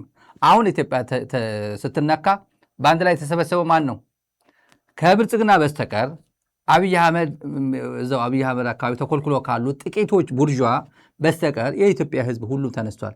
አዲስ አበባ ያለው ህብረተሰብ ተመልከቱ። በየቤቱ ቴምፕሬቸሩን ተመልከቷቸው፣ ጠይቋቸው። የመንግስት ሰራተኛ ምናምን ብልጽግና ተሸንፈዋል፣ ዝም ብዬ ቶሎ ዘረፍ አድርጌ ልጥፋ፣ ገንዘብ ልሰብስብ ነው እያለ ያለው። የኢትዮጵያ ጀነራሎች ግዙፍ ጀነራሎች አካውንት ዘግቷል፣ ንብረታቸው አግዷል። አብይ አህመድ አግዷቸዋል። መሸጥ መለወጥ አይችሉም። ባንክ ትልልቅ ገንዘብ ያላቸው ባንካቸውን ማዘዋወር አይችሉም። ወደ ዶላር መመንዘር አይችሉም። ፍሪዝ አድርጎባቸዋል። ለምን? ያው ፓስፖርት ምናምን የላቸው ከሱ ጋር ነው ያለው። ቤት እንዳይሸጡ ገንዘባቸው ወደ ዶላር መንዝረው እንዳይጠፉ እንደዛ አድርጎ እስከ መጨረሻ ድረስ እንዲዋጉለት ነው። ብልጽግና ኦህዴድ የሁሉም የኦሮሞ ህዝብ ዕዳ ነው። የኢትዮጵያ ህዝብ ዕዳ ነው። ዕዳ አለበት፣ ከባድ ዕዳ አለበት። ኦፒዲዮ በሁሉም ከበድ ያለ ወንጀል በእጁ ላይ አለ። እየዞረ ኢትዮጵያን ፈጅቷል። 8 ዓመት ሙሉ ብልጽግና ሲሞት ኦህዴድ ሲሞት ኦዲት ሲደረግ ኢትዮጵያን ሰከን ብለው እፎይ ብለው በየቤቱ አይነው እፎይ ሲጡ ሁሉም ደንገጥ ይላል። እፎይ ትላላችሁ በቅርቡ፣ እፎይ ትላላችሁ በቅርቡ። መስዋዕትነት ይከፈላል፣ ግን እፎይ ትላላችሁ በቅርቡ። ምንም ጥርጥር የለውም። ቁጭ ብሎ የደረሰበት ነገር ግፉ ኦዲት ሲያደርግ እንቅልፍ አይወስደውም። የመጀመሪያ ወራት እንቅልፍ አይወስደውም። የኦህዴድ ሰዎች አሁን የኦህዴድ ሰዎች ኦፒዲዮ እገሌ እኮ ጥሩ ሰው ነው፣ ጥሩ ከእሱ ጋር ግንኙነት ልፍጠር፣ እገሌ እንኳን እገሌማ አይለቀኝም፣ እሱ ላይ ሂሳብ እያሰሉ ነው ከትግራይ ሰዎች ጋር። ለምሳሌ የምነግራቸው እገሌማ ተቀይሞኛል፣ እገሌ ካገኘኝማ አይመረኝም፣ እገሌማ እገሌ እንኳን ምንም አይለኝም። በዛ ስሜት ነው ያሉት። ድሮ አሉ ደርግ ወታደሮች ከቲፒኤልኤፍ ታጋዮች ጋር ሲገናኝ ወንድ ከሆነ የዋህ ነው፣ ወንድ ከሆነ አለው ብሎ እጅ ይሰጣል አለው እጅ ለመስጠት። ሴቶች ግን አይምሩም ይባላል። የህወሓት ሴቶች አይምሩም እና በጣም ይፈሩ። እኔ ትክክል ነው ሳይንቲፊክ በቲፒኤልኤፍ ገንግሞታል አላውቅም፣ ግን የህወሓት ሴቶች ደፋሮች ነበሩ ነው የሚባለው። እና ደርግ ለሴቶች እጅ አይሰጥም ነበር። በፍርሃት ነው፣ ንቋቸው አይደለም፣ ፍርሃት ነው። እንዲሁ እጅ ሰጥቼ ጣት አደረገልኛለች በሚል ፍርሃት ነው። ወንድ ፈልጎ ነው አለው እዚህ ብሎ እጅ የሚሰጠው። አሁንም እንደዛ ነው። ብልጽግና የትግራይ ሰዎች እንትን እያደረገ እገሌማ ትንሽ ተቀይሞኛል፣ እንደተሸነፉ ገብቷቸው፣ አብይ እንደተሸነፈ ገብቷቸው ስለ ፕላን ቢ እንዴት ብዬ አዲስ አበባ ከእነሱ ጋር ተነጋግሬ አብሬ መቀጠል እችላለሁ፣ እንደ ሲቪል ሆኜም ወይ ስልጣን ሰጥተውኝም እንዴት ብዬ መቀጠል እችላለሁ እየተነጋገሩ ነው የምላቸው። ከዲስፕሊን አንጻር እገሌ ላለ ማለት ነው እንጂ ማዕት ጉድ አለን እዚህ ላይ እኛ ጋር ይደረሳለን። ጥሩ ነው እንደዛ መገናኘት፣ እንደዛ ተገናኙ ነው የምንላቸው። የኢትዮጵያ ጀነራሎች ምንም ኮሎኔል ነኝ ብርጋዴር ነኝ ብለህ የምታድነው ብልጽግና የለም ኢትዮጵያ ምድር ላይ፣ ከአቅም በላይ ነው። ስለዚህ በራሳችሁ ጊዜ መረጃ ለፋኖ በማቀበል መረጃ ዕቃ እና በተለያየ መንገድ ለኦላም ለቲዲኤፍም ለምታምኑት ከብልጽግና የብልጽግና ጋር ሄዶ ሪፖርት አድርጎ አያስጠቃኝም ብላችሁ የምታምኑት ለፋኖም ለቲዲኤፍም ለሁሉም ስጡ። ይሄን ሰውዬ መስዋዕትነት ቀንሳችሁ ይሄን ሰውዬ ገላግሉት። በብዙ መንገድ ነው የምታፈርሰው። ፍርክስክስ ያለ ነው በቀላሉ ግን እናንተ ፍርክስክስ ማድረግ ትችላላችሁ። ሳትዋጉ ማፍረስ ትችላላችሁ። በትንሽዬ ማለት ነው። አንድ ዕዳ አለበት የምንለው ይህ ሰውዬ ኦሮሞን ይላል። የድሮ ጀግኖችን ያነሳል። እንደዚህ ያደረገ እኮ ነው፣ ቆቤ የሰራ እኮ ነው፣ ኦሮሚያ እንደዚህ የፈጠረ እኮ ነው እያለ። እስቲ ኦሮሚያ ምን ይመስላል? ትግራይና ኦሮሚያ አንደኛ ከኦሮሚያ ጀምር።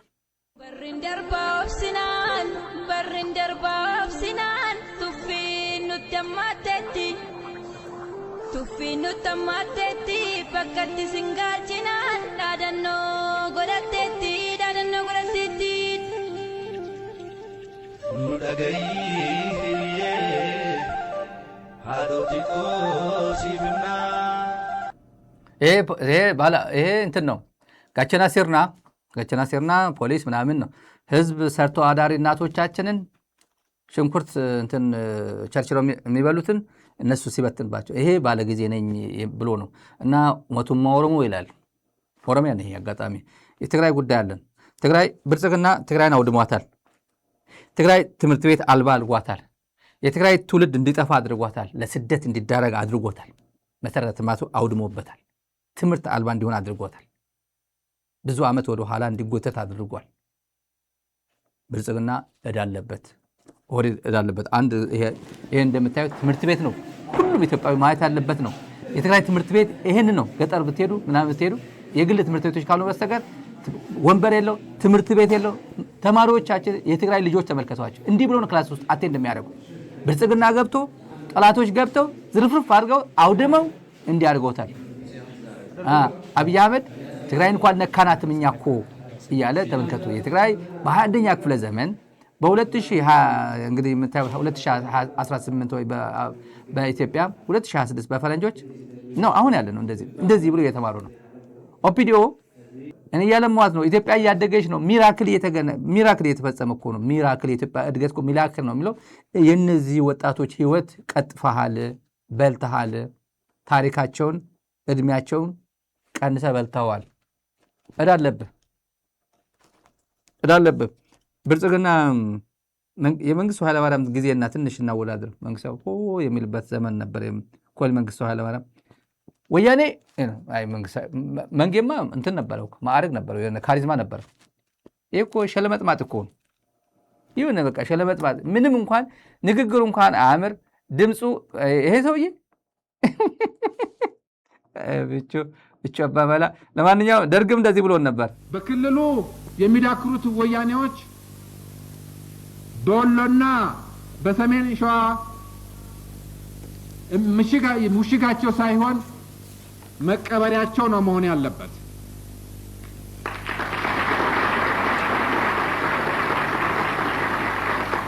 እንደ እውነቱ ከሆነ እንደ ጥንቶቹ አባቶቻችን አትንኩኝ ባይነት፣ ተቆጭነት፣ እንደ ተርብ ተነስተን ብንንቀሳቀስ የወያኔዎች ቡትቶ ብንባጨቀውም አይበቃል። እንኳንስ እያንዳንዱ ወያኔ የወያኔ ቡትቶ ብንካፈል እንኳን ብንበጣጥ ቡትቶ ማለት ዝም ብሎ በ17 መርፌ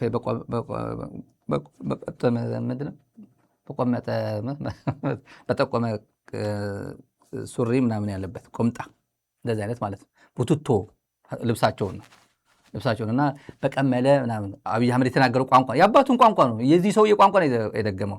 ያኔ 1983 መቅመል የፈለገ በባዶ እግር መሄድ የፈለገ ይሄ ጫማ ኮንጎ ጫማ መልበስ የፈለገ ምናምን ይላል። ኮንጎ ጫማማ የሀብታም ነበር አባቴ። ኮንጎ ጫማ ማንም ሰው አያደርገውም። በራባሶ ነበር የሚያደርገው። ሳኒ ይባላል። ሽራህ እንደዛ ነበር የሚያደርገው። በባዶ እግርም አለ እንጂ ክረምት ሲሆን አንድ ወዳጅ ያለ አንድ ቤት ጓደኛ ያለን ኮንጎ ጫማ ተከዘ አንድ ጫማ ወሰደብኝ። ክረምት ሙሉ በአንድ ጫማ አለፍኳት አለ። አንድ ጫማ ተከዘ ወሰደበት እየተሻገረ ማለት በአንድ ጫማ ክረምት አለፍኳት። አንድ ጫማ ባዶ አለ። አብይ አህመድ ያልገባውም ይሄ ሰውዬ ወይ አልታገሉ አካላቸው አልጎደሉ ወይ አልተማሩ። 4 ኪሎ ሲገቡ ከሁሉም ኔፓ ሆኖ ነው የገቡት። ወይ የትግል ኢንቴግሪቲ የላቸው፣ ህዝብ የሚሸት የሆነ ነገር የላቸው፣ ወይ ደግሞ እነዚህ አካዳሚሽንስ ናቸው ፕሮፌሽናል ከየዩኒቨርሲቲ መጥተው የሆነ ነገር አላቸው ከኋላ አላቸው ተብሎ እንኳን ይሄ ሁሉም ኔፓ መሀይም 1 2ኛ 3ኛ 4ኛ ተብሎ የመሀይም ድል መሀይም ብቻ ግቡ ተብሎ 4 ኪሎ እንደገቡ የሚመስል ምንም የላቸው። እነዚህ ወይ በትግል አልመጡ ምድረ ሙርከኛ ነው፣ ወይ ደግሞ የምሁራን አይነት እንትን ስብስብ ወይ አልሆነ። እሱ ይጨማለቃል። እሱ ትግል ኮንጎ ነው ያደረጉት እኮ ምናምን እያለ ይሄም ቡትቶ ብሎ ነበር። ያ ቡትቶ የተባለው ጠራርጎ በላቴ ነኝ ብሎ መውጫ ቀረር አቶ በቀጥታ መውጣት እንኳን ስለማይችል በቀጥታ ልውጣ ብሎ ኬንያ እንኳን መውጣት ስለማይችል ዝምባብዌ ሊሄድ እንኳን ስለማይችል ሸውዶ ነው የሀገር ግዙፍ የሚባለው ሰውዬ የሀገር ምሰሶ የሚባለው ሰውዬ መንግስቱ ኃይለማርያም ኢትዮጵያን እንደዚህ ቁጭ በል ብሎ ኢትዮጵያን 17 ዓመት ያንገላታ ሰውዬ ቀይ ሽብር እያለ የፈጀው ሰውዬ ለመውጣት እንኳን እድል አላገኘም። ሹልክ ብሎ ነው የወጣው። አውሮፕላኑ እንኳን ሲዘጋጅ በቴክኒሻን አካባቢ በጥገና ክፍል ነው የወጣው። በኖርማል አልወጣም። ያሁን ተመሳሳይ ነው ከአሁን ዘመን ጋር የአብይ ኦሮሞዎች ምክር አለን። ለአብይ ኦሮሞዎች የአብይ ተጋሩ የአብይ አማሮች አሉ። የምታውቋት የአብይ አማሮች እነበለጠ ሞላ ምናምን ናቸው። እነሱ ተመክረው አይሰሙም። እነሱ ጅልጥ ነው። የአብይ ኦሮሞዎች አሁን የባለ ጊዜነት ስሜት ለሚሰማቸው እነ ፕሮፌሰር መራራን አድምጧቸው፣ እነ ፕሮፌሰር ሕዝቅኤልን አድምጧቸው። ሰከን ብላችሁ የኛ ሰዎች የኛ ማን ነው? የኛ ምሁር ማን ነው? ስለ ኦሮሞ ትክክለኛ ፖለቲካ እየሰራ ያለው ማን ነው? ሆ እያለ ዝም ብሎ በለው ቁረጠው የሚለው ቲክቶክ ላይ ምናምን ተጥዶ የሚውለው 24 ሰዓት ተጥዶ የሚል ስራ ስለሌለው ነው። ኦፒዲዮ አድርግ ስለሚለው ነው። ይሄ ትውልድ ቲክቶክ አካባቢ ነው። አብይም ቲክቶክ ላይ ነው የሚውለው፣ እናውቀዋለን። ባለጊዜ ነን ባዮች ነው ይሄ መልእክት የምሰጣቸው። 4 ኪሎ ኬዝ ክሎዝድ ይላሉ፣ እንሰማለን። እኔ ስም ላለመጥቀስ ነው። 4 ኪሎ እኮ ዘግተናል፣ ጉዳይ ዘግተናል። በቃ ማንም አይገባም ነው፣ ማንም አይገዛንም፣ ከዚህ በኋላ ማንም አይገዛንም፣ ቀይ ባህርም የኛ ነው ይላሉ። ስለ ቀይ ባህር የተጋዳላይ ኢሳያስ አፈወርቂ ንግግር አለ፣ አመጣላችኋለሁ። የፕሬዝደንቱ ማንም አይገዛንም የሚለው ቀይ ባህር የኛ ነው ይላል። ግባ ብትሉት ይገባል? አይገባም። ህወሓትን ለምንድን ነው የማትደመስሰው? ብልጽግና አብቹ ሆይ ለምን ዘምተ ለምን ህወሓትን አትደመስስም? ምንድን እያለ ያለን ይላሉ እነሱ ይላሉ። አብረን አይ ኮግዚስት አድርገን መኖር እንችላለን። የትግራይ ጉዳይ አለ፣ ጥያቄ ለምን አትጠይቅምና ወደ ድሮነታችን መልሰን እንጂ በቃ እኛ እንደፈለግ መቀለም የምንሄድበት እነሱም እንደፈለጉ ዘምዘም ሄዱበት መልሰን እንጂ ወደ ነበርንበት ኢትዮጵያ መልሰን እንጂ ብሎ ግፊት አያደርጉም። ዝም ብለው ነው የሚዘምቱት እነሱ። አንደኛ ሽፍና ዝም ብሎ ተሸፍኗል። እነዚህ በቃ ምንም የሆነ የጋረዳቸው ነገር አለ። የባለ ጊዜነት ስሜት የጋረዳቸው ነገር አለ። እኛ እኮ 5000 ወጣቶች እኮ ገብረን ቆራርጥ እኮ የገባ ነው። በድንጋይ እኮ ነው ያዋረድ ነው። በድንጋይ እኮ ነው ያባረር ነው የሚለው አለ። ይሄ ውርጋጥ ስብስብ ነው አልኩ። ሄድና ለኦሮሞ ህዝብ ድምፅ ሁን።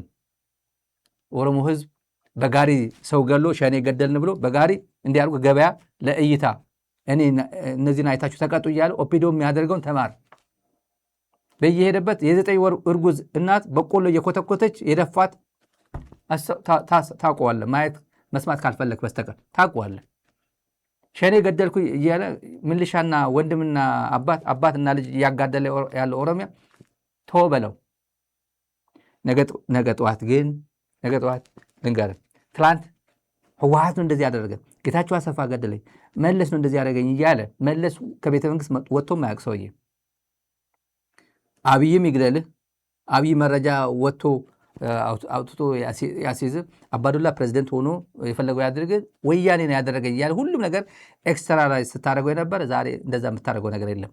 ባለቤት አለው ኦሮሚያ። አዲስ አበባ አብይ ሲገባ ኦላ ይገባል። መላ ኦሮሚያ በኦላ ስር ይሆናል። ጥርጥር የለውም። ይሄ ራስን ንጹህ ነኝ ብለህ ተዘጋጅ። ራስን ንጹህ አድርገህ ተዘጋጅ። ቲፒኤልኤፍ አይመጣብህ፣ ትዲኤፍ አይመጣብህ። ትዲኤፍ የራሱ ጉዳይ አለበት፣ ትግራይ ጉዳይ አለበት፣ ኦላ ጉዳይ አለበት። በኦሮሚያ ማኔጅ ያደርጋል። ንጹህ ሆነ ጠብቀው። ግን የትም ቦጫ ረክ የሆነ ነገር ተነካክተህ ወንጀል ላይ ሆነ ሰው ገለ 120 ቡድን ነኝ ኮሬ ነገኛ ነኝ ምናምን ኔትወርክ ውስጥ ሆነ ዘረፋ ላይ ሆነ ሰው ስትገድልና ስትደፍር ከነበርክ ግን የራሱ ጉዳይ። አሁን ህወሓትን ደምስስ ምናምን የምትለው ተው፣ ስለማይደመስስ ሞከረ እኮ አብቹ አባመላ የምትሉት ሞከረ አልቻለም። ተከርክሞ እንደ ጥድ ነው የተሸኘው። አሁን የሄደ ቻናል 1 በአማርኛ ቻናል 2 በኦሮምኛ በየሄደበት ዱቅ እያለ እየዘለለ እንደ ህፃን ልጅ እየሄደ እየፎከረ ያለው እና እዚህ ቅንድቡን 3-4 ቦታ ላይ እየሰራ የከረከመ እየመጣ ያለው ለማሳመን ነው። ጆሌ ኬኛ ኦሮሞ እኮ ይላል። ኦሮሞ ምንድነው የሆነ ነፃ ወጥቷል አለ። ነፃ ወጥቷል ይላል። በነፃ በቃ ፒሪየድ ይላል። እና አንተ ማን ነፃ ለማውጣት 4 ኪሎ የገባው? ሁሉም ኢትዮጵያዊ ነፃ ለማውጣት እኮ ነው። ሁሉም 79 የኢትዮጵያ ብሔር ብሔረሰብ አለ ነፃ አልወጣ ማለት እኮ ነው። ሽናሽ አልወጣም፣ ጉሙዝ አልወጣም፣ ደሳነች አልወጣም፣ በርታ አልወጣም፣ ማንም አልወጣም። ስለዚህ እንዲወጣ ይታገላል። አንድ ብሔር ብለህ 4 ኪሎ አልገባህም። አንተ ሞጭላፋ ነህ፣ አሽቋላጭ ነህ። በቸገረ ጊዜ ኦሮሞ እየጠላ እያንቋሸሽ ስትኖር የነበረ ጊዜ አሁን 11ኛ ሰዓት ላይ ሩብ ጉዳይ ለ12 ሲሆን ድጋፍ ፍለጋ ባህር ዳርና ኦቢኤን ባትሄድ ዋጋ የለውም፣ ሰሚ የለም። ድጋፍ ለማሰባሰብ የምትሄድበት አለ መሸኮን እኮ የምትበላበት ነው እንጂ አሁን የምትበላበት ጊዜ አይደለም አሁን። ስለዚህ ማንም የኦሮሚያ መሬት እንዳይገባ ማንም ኦሮሚያ መሬት እንዳይገባ የሚል አለ። ሶሻል ሚዲያም ነበር፣ ትላንት አለ፣ ዛሬም ነበር፣ ትላንት ነበር፣ አሁንም ይላል ሶሻል ሚዲያ ላይ እናያለን። እሱ ኦሮሚያ እንዳትመጡ ኦሮሚያ ምድር ላይ እንዳትገቡ ብሎ የሚፎክር እናያለን። አሁን እናያለን።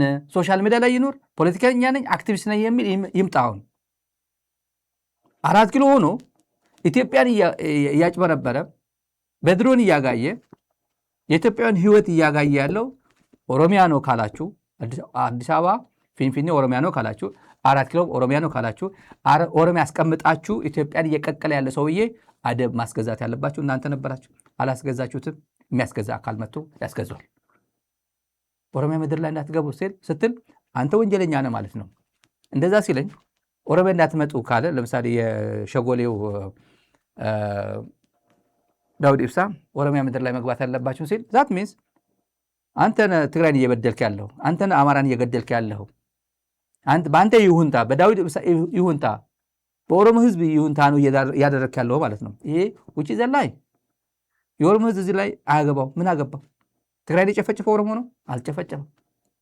አማራን እየጨፈጨፈ ኦሮሞ ነው? አልጨፈጨፈም። ስለዚህ አታያይዙት፣ የወንጀሉ ተሳታፊ አታርጉት። ህዝብ እንደ ህዝብ ራሳችሁን ችላችሁ ቆሙ። ራሳችሁ ችላችሁ ቆሙ። ነገ ጠዋት በርደን እንዳትሆኑበት፣ ሊያቢሊቲ እንዳትሆኑበት። ስለዚህ ትግራይ ያወደመ ኃይል ነው ይሄ ኃይል ትግራይ ያወደመ ኃይል ነው። እዚህ ውስጥ እንደዚህ ስትል እኔም አውድም ያለው እያልከን ነው።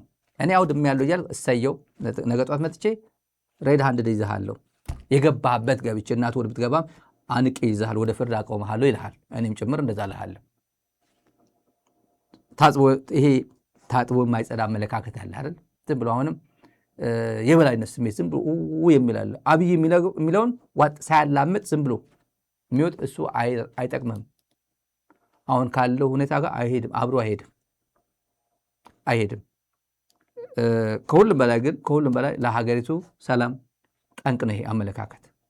አሁን የገባችበት ሁኔታ ኦፒዲዮ የገባበት ሁኔታ አይ ቲንክ ሁሉም የገባ ይመስለኛል። ማንም ኦፒዲዮን መታደግ አይችልም በዚህ ሰዓት። ሽመልስ አይታደግም፣ አዳነች አቤቤ አትታደግም፣ ያቺ አሜሪካዊቷ ቀዳማዊት እመቤትም አትታደገውም በፍጹም። ይሄ ነገር አንድ ታሪክን የኋሊት ቀይ ባህር የኛ አሰብ ሄደን ችግኝ ተክላለን ሲል ነበር ሰሞኑ። ችግኝ ተከላ ላይ የሚቀጥለው ዓመት ከምዚ ዓመት የብፅሐና ዓይነት ነው በትግርኛ። የሚቀጥለው ዓመት የዛሬ ዓመት ይበለንና መልካም ምኞት ኢትዮጵያ ሰላም እናደርጋለን።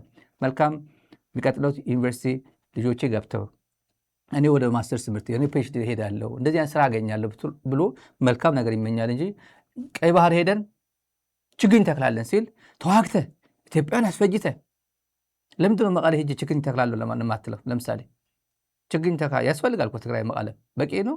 ኬንያ ሄደ ችግኝ ተክላ የለ እንዴ? የኢትዮጵያ ወጣቶች የአፍሪካ ግሪን ሌጋሲ ለማሟላት ብላችሁ ኬንያ ልካችኋል እኮ በአውሮፕላን በጀታችሁ እኮ ለማስመሰል እኮ። ለምን መቀለ አትልክም?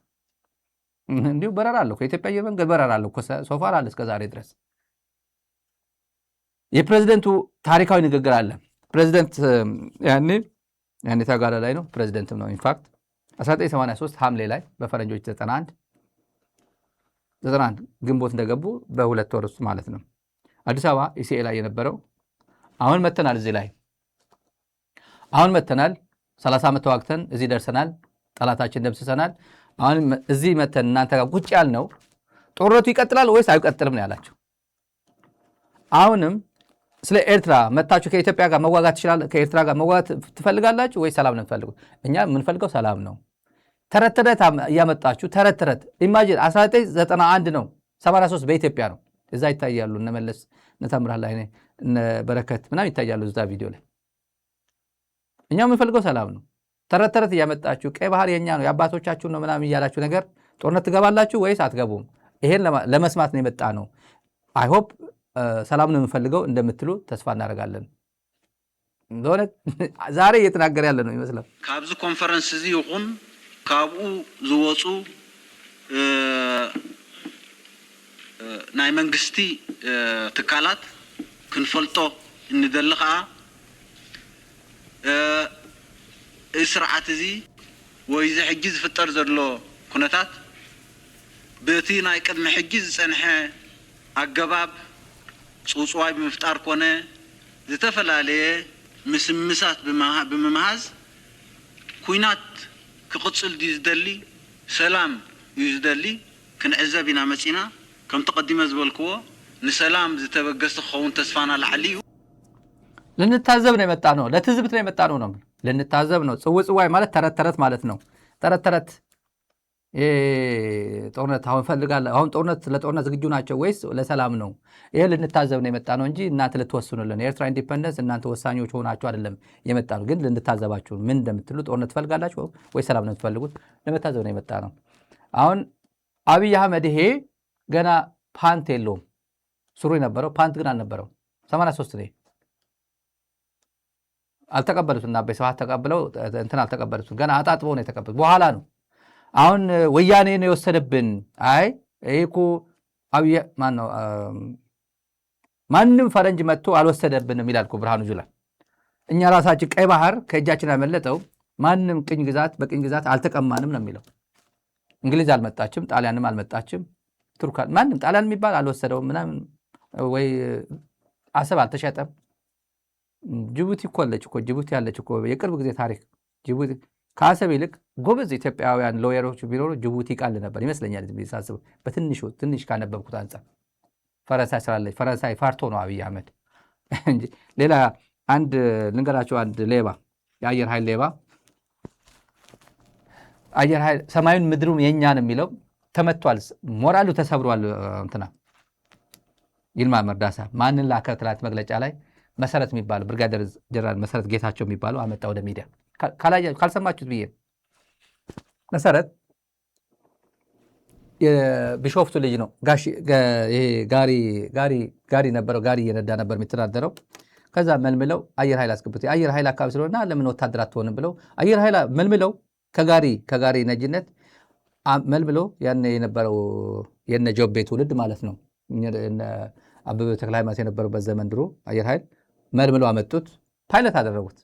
ኤን ምን 35 የሚባል ተዋጊ ሄሊኮፕተር የምን 35 የሚባል ተዋጊ ሄሊኮፕተር ፓይለት አደረጉት። አሳድገው እና ምን አለ ትላንት የሰጠው መግለጫ ላይ ሂድና ተናገር ብሎት ነው። እነሱ ጽምዶ ቢሉ እኛ ተዘጋጅተናል አለ። የኛ አየር ኃይል ሙሉ ነው፣ ሁሉም ዝግጁ ነው። ጽምዶ ቢሉ ለሁሉም በቃለን እኛ አለ። ቦቅቧቃ ፈሪ ነህ በሉት። ይልማ መርዳሳ መጥቶ እንደዛ ይናገር። ይሄ ሰውዬ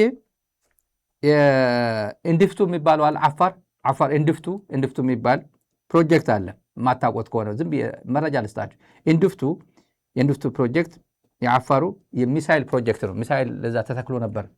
ኢንድፍቱ እዛ ተተክሎ ነበርና ይሄ ሰውዬ ከፊት ለፊት የእሱን አስተባባሪ አድርገውት ግዢ ላይ አስቀምጠውት ጀነራል አደም መሐመድ የአየር ኃይል አዛዥ ሆኖ አየር አለ አይደል ቱርክ ላይ ያለው አምባሳደር አሁን አምባሳደር ነው ሰውየው። ቁጭ አድርጎ አደም መሐመድ ከፊት ለፊት አስቀምጦ አየር ኃይልን ሲበዘብዝ የነበረ ሰውዬ ነው። ሁሉ ነው የሚያውቀው። አደምም ያውቃል፣ ጀነራል አደም ያውቃል፣ ይልማ ብራሱ ያውቃል። ያኔ ትንሽ ሰው ነው፣ ይልማ አልነበረም። ይልማ ያውቃል።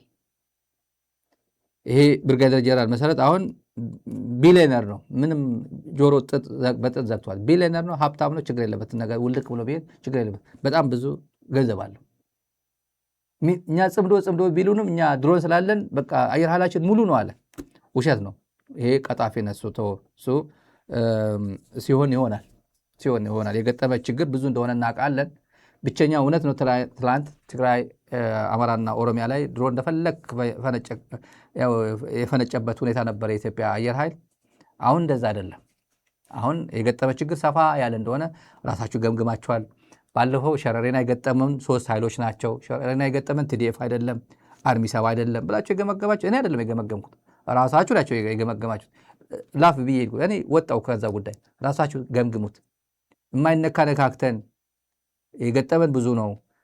እንደዚህ ከሆነማ የሚቀጥለው ጦርነት ላይ ትልቁ ጦርነት አሁን በዚህ በኩል የምናደርገውማ ታዲያ ሸረሪና ትንሽዬ ቦታ ላይ እንደዚህ አይነት ችግር ከገጠመን እዚህ ላይ ምን አይነት ችግር እንደሚያጋጥመን ማየት ይገባናል ብሎ ከሰዓት የዛን ዕለት ከሰዓት ግምገማቸው ላይ የዋለው ችግር በጣም ብዙ ነው። ፕራይም ሚኒስትር ኦፊስ ከሰዓት ሲገመግሙ ነበር።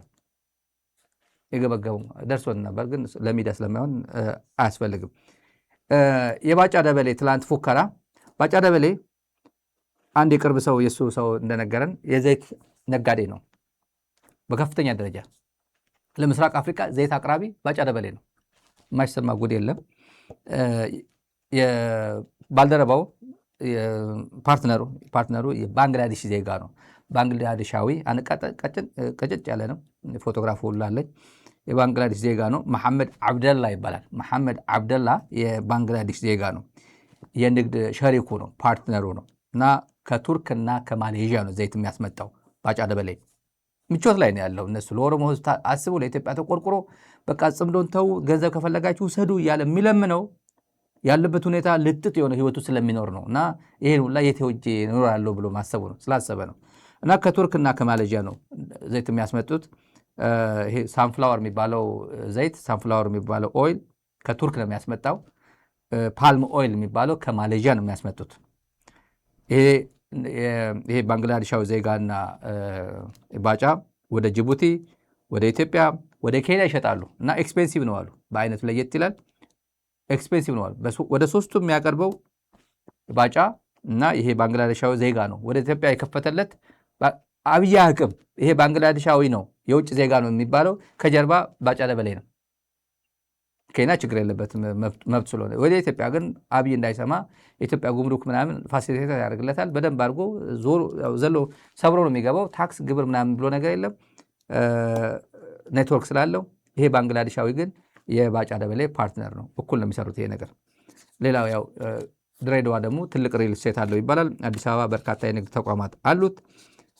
በዚህ ምክንያት ነው ሰውየው እየተንጨረጨረ ያለው ሚዲያ ላይ ወጥቶ ቢቢሲ ቃለ መጠይቅ የሰጠውና በሱ ዕድሜ ትላንት ፈግግ ያለኝ ያሰኘች አንድ ንግግር የህወሓት ሽማግሌዎች ያለ የህወሓት ሽማግሌዎች አይታችሁታል። ባጫ ደበሌ ምን እንደመሰለ እድሜው ስንት ነው? 77 76 ነው።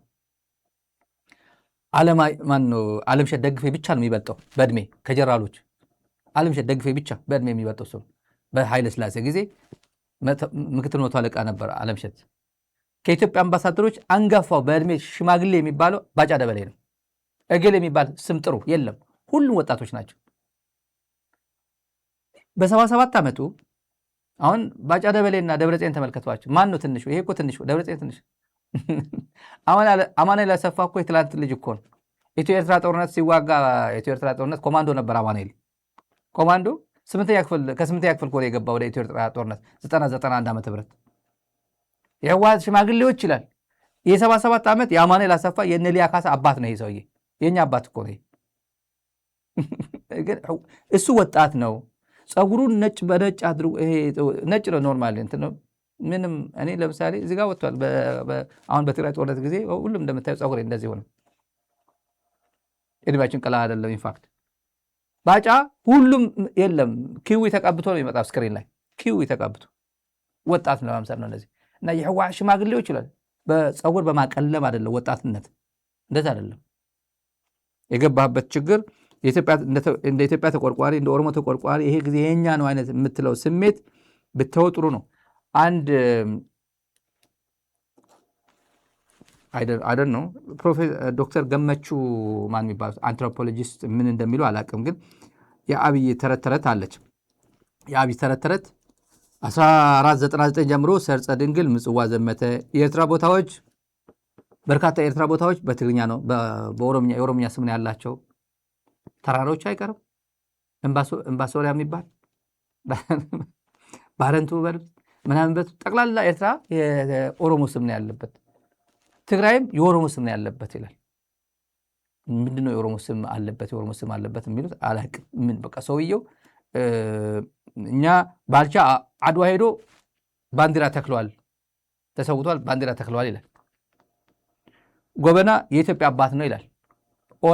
ኦላ የኢትዮጵያ አባት ነው ይላል። ለምሳሌ የኦሮሞ አባት ነው ይለዋል ኦላ። ጎበና ዳጬት እንደ ሂስትሪ እንደ ተራኪው ነው፣ እንደ ጸሐፊው ነው። በደንብ አድርገህ መጥፎ አድርገህ ከጻፍከው መጥፎ ሆኖ ይቀመጣል። ጥሩ አድርገህ ከጻፍከው ወንጀለኛ ሁላ ጥሩ አድርገህ ስትጽፈው ጥሩ ነው የሚነገርላት። ሰውየው የዚህ ሰውዬ ስሙ በረ ኩድ አፉር ሰገልተሚ ሰገል ሰርጸ ድንግል ነምች ጀደሙ አሲ ሁምነ ኦማ ወራና ኦሮሞ ቀበቴ አምም ጽዋት ዴሪ ቀብሳይ ቱር ወራኔ ቱር አምም ጽዋት ዴሜ ቀብሳይ ረጋፈ ጀደሙ ነሞኒ ይሄን ላሳጥምላችሁ ዝም ብዬ ፎርዋርድ ላድርገው። ቢሱን ጋር ከና ዝም ብዬ ፎርዋርድ ላድርገው። አክሱም ወፍዳን ማይኒ አክሱም ረት ከላላ ጅሩኩኒ ከለች ቦኩቲን አደከኝ ሰባሱ ማይን ወልድ ፌንሳ ማይን ከለች ቦኩፊ ከለቻ ቦኩ ባልደረባችን ሰኝነማ ከለቻ ቦኩ የአባገዳዎች ሚይዟት ብትር ነች አሉ። እንደዚህ እቺ ብትሯ እና ከለቻ ቦልኩ ከአክሱም ሐውልት ጋር ቅርጿ ተመሳሳይ ነች። አክሱም ሐውልት ወደ ላይ አካባቢ እንዲህ ያለችው ነው። ከለቻ ቦልኩ የአባገዳዎች ሚይዟት ብትር እንደዚህ የመቆሚያ እንትን እሷና የአክሱም ሐውልት ተመሳሳይ ነው አለ። እንጨት እኮ ነው። እንጨት ቀርጸው ከጫካ አምጥቶ ጣጣ አድርገው ቆርጸው ከዛ የአባገዳዎች እጅ የሚይዙት በቃ ይሄ ማለት የአክሱም ሐውልት ጋር ይመሳሰላል። ስለዚህ አክሱም የኛ ነው፣ አክሱም ሐውልት የገነቡት የኛ ናቸው አለ። ይሄ ሰውዬ ጤነኛ ነው?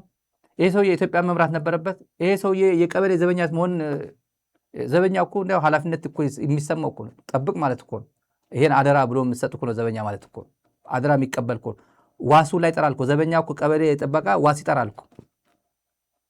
ይሄ ምንም መሆን የማይችል ነው ለሁሉም። እኔ በእውነት ማፈሪያ ነው። ዝም ለዛ ነው ያቋረጥኩት። ተጋሩ ባንዳዎች ጋር ሶስት ጉዳዮች ጋር ቀርተውናል። ተጋሩ ባንዳዎች ዋና መለያቸው ካየናቸው የበሉበት ወጪ ሰባሪዎች ናቸው።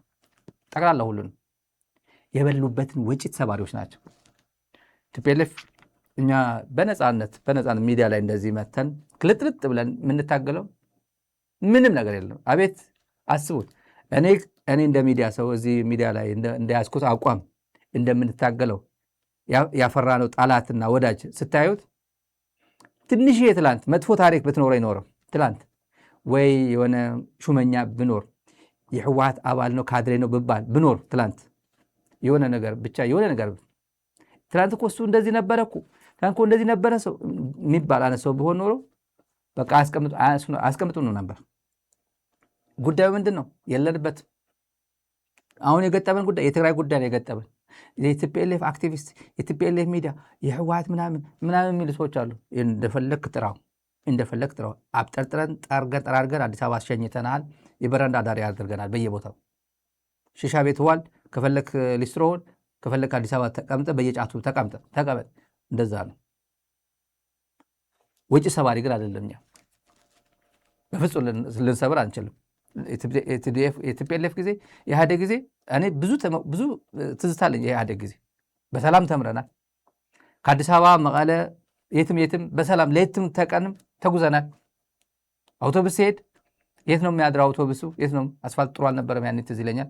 ኮምቦልቻ ነው የምናድረው፣ ደሴ ነው የምናድረው፣ ሐይቅ ይሻለናል፣ ሐይቅ ትሻለናል፣ ያው አሳ እንበላለን ምናምን እያለ ሰው በጉጉት ነው የሚሄደው። የሆነ አካባቢ ቁርስ የሆነ ስንበላ ቁርስ ያው ወረድ ብለን ስንገባ የምትባለዋ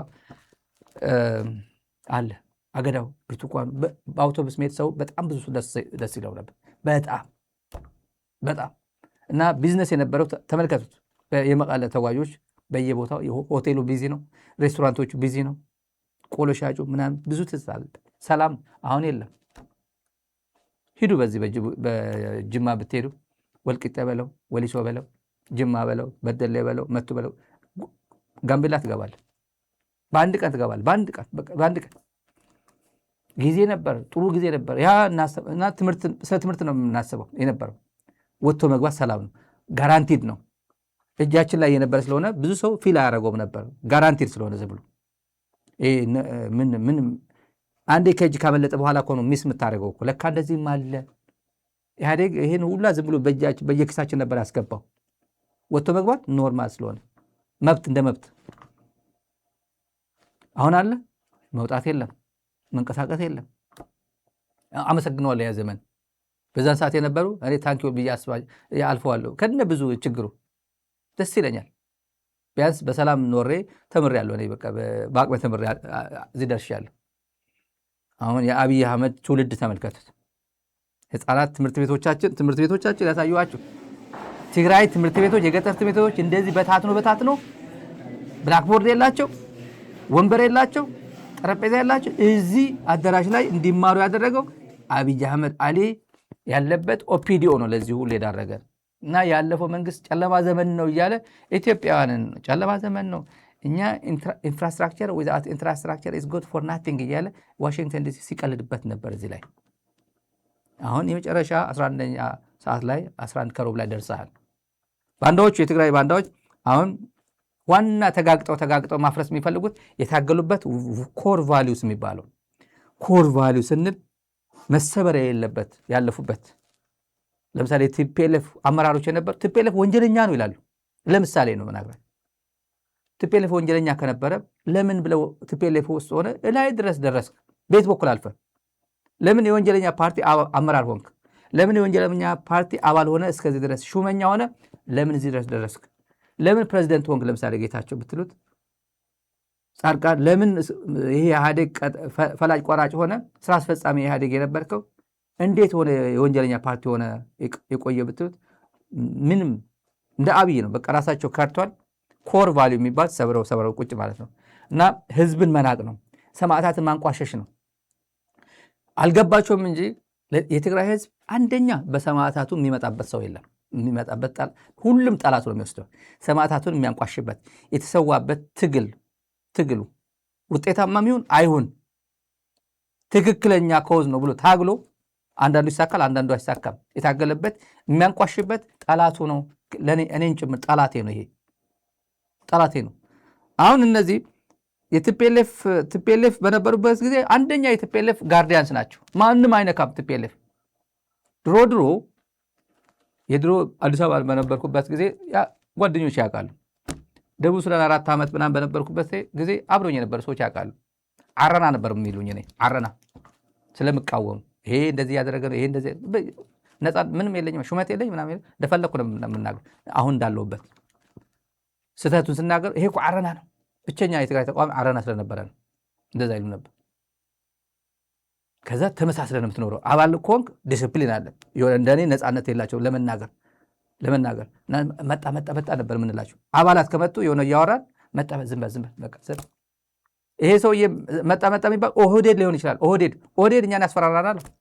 የኦህዴድ አባላት ካድሬዎች፣ ኮልኮል የትንንሽ ካድሬዎች አባላት ሄዶ ይናገራሉ። ብአዴን ይሆናል፣ ደኢህዴን ይመጣል። ከወላይታ ከሲዳማ የነበሩ አባላት ነበሩ አብረው ሚዲያ ላይ መጡ ዝም በሉ ይባላል። አባላት ናቸው ኦልሬዲ በቃ። እንዳሁን እኮ አይደለም። የህወሓት የበላይነት የተባለው እኮ እንደዛ አልነበረም እኮ ድሮ። እኛን ስናወራ ነፃነታችን እንትን ሲያደርጉ ነበር መጡ የምንላቸው እነሱ ነበር። ዛሬ ተቀየረና ሁሉም ትግራይ አባል ነበር ተባለ። ሁሉም እንደዛ ነበር። ባንዳ ሲሆኑ ምን አሉ? አንድ ባንዳ በእውነት ሶሻል ሚዲያ ላይ ያሉት ጉዳይ ዛሬ ገጠመኝ።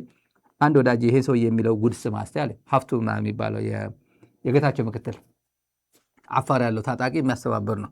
የደቡብ ትግራይ አስተዳዳሪ ነበር። እኔ ድሮ ትልቅ ቦታ ይደርሳል የሚል እምነት ነበረኝ። በቃ ማለት ታጋይ ነው፣ ወጣት ነው እና ትንሽ ተተኪዎች ናቸው ብዬ የማስባቸው እነ ጌታቸው እነሱ ነበሩ።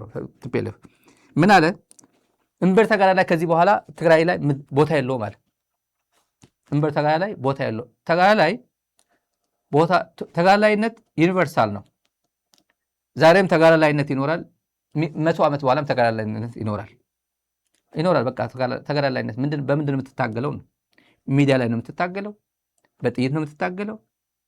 በሰላማዊ ነው የምትታገለው? ፓርላማ ላይ ገብተህ ነው የምትታገለው? ለየብቻ አልገባቸውም እነዚህ ሰዎች። ግን እምበር ተጋዳላይ ላይ አበበ ረአያን ለመስደብ አበበ ረአያ እነዚህ ኮልኮሎች ይሰድቡታል፣ ያንቋሹታል። ኮልኮሎች እንደዚህ ጊዜ ሲባላሽ እኮ እንደዛ እኮ ነው። አበበ ረአያ እኮ ሲዝን በቃ ደስ የሚል ሁሉም ኢትዮጵያውያን ብሔር ብሔረሰቦች እምበር ተጋዳላይ የሚለው ዜማው በደንብ ባድርገው ግጥሙ ሳያውቁ ዜማውን የሚያውቁት እኮ ኢትዮጵያውያን አሉ እኮ። እነዚህ ግን የዛሬ 2 ዓመት ትግራይ ውስጥ ትግራይ አሁን ባለፈው ዓመት የነበረ ጦርነት ያለፈው 2 ዓመት እምበር ተጋዳላይ እያለ ሲጨፍር የነበረ ነው። ሀፍቶ ሂሮስ ሲጨፍር ነበረ። እምበር ተጋዳላይ የ1967 ነው፣ አሁን መዘፈን የለበትም ይላል። አሁን እኮ 2013 ሲዘፍር የነበረ ሰውዬ እኮ ነው ይህ ሰውዬ ማለት ነው። አይሆንም፣ የመከነ ዘፈን ነው ከዚህ በኋላ። ለዛኔ አገልግሏቸው ይሆናል። ያ ትግል ማጀቢያ ሆኖ አገልግሎ ሊሆን ይችላል። አሁን እምበር ተጋዳላይ ብትለው የሚቀበል ነገር አይደለም። አሁን በጣም በትክክል ነው የገለጸው። አይሆንም፣ ሊሆንም አይችልም። እንዴት ይቀበላል? እንዴት ሰዎቹ በአስተሳሰብ ይሄንንም ለመግራት በዚህ ዘፈን እንዴት ልታስጨፍረው ትችላለህ?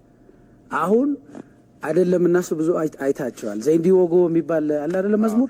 ዘይንዲ ወጎውን በሌላ ተክተውታል ወጣቶቹ። አይታላል፣ ማግኘት እንችላለን። በሌላ ተክተውታል። ዘይንዲ ወጎ ዘይን ሰግሮሩባ ፍጹም ይከየለን መስመር ኃይልና እያለ ነው የሚሄደው። ያው እንድትከሰከስ አጥንትህን ምናምን እንዲበላ ምናምን ነው የሚል። ይህ አሁን የኔ አስተሳሰብ አይደለም ብሎ ሌላ ነው አሁን የማናለማው የማንለው ነገር የለም ብሎ ቀያይሮታል። አሁን ይህ ሰውዬ ራያ ከሸዋሮቢት ጋር ይዋሃዳል ሲል እሺ ጌታዬ ብሎ የተቀበለ ነው። አሁን ራያ ኮረም፣ አላማጣ 6 ወረዳዎች በቃ ተዋህዶ ወሎን ሰልቅጦ ሰሜን ሸዋ ያለው ሸዋሮቢት ምናምን አካባቢ ያለ በአማራ ክልል የኦሮሞ ብሔረሰብ ሰልቅጦ አንድ ክልል አደርገዋለሁ የሚለው ኦፒዲዮ ተቀብሎ ነው የሚያወራው።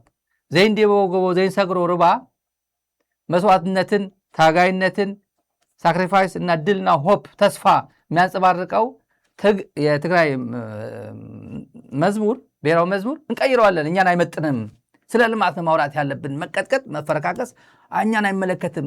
ተመልከቱ፣ በሱ ቤት ለውጥ ፈልጉ እና ተራማጅ ሆኑ፣ በጣም ሪቮሉሽኒስት ሆኑ።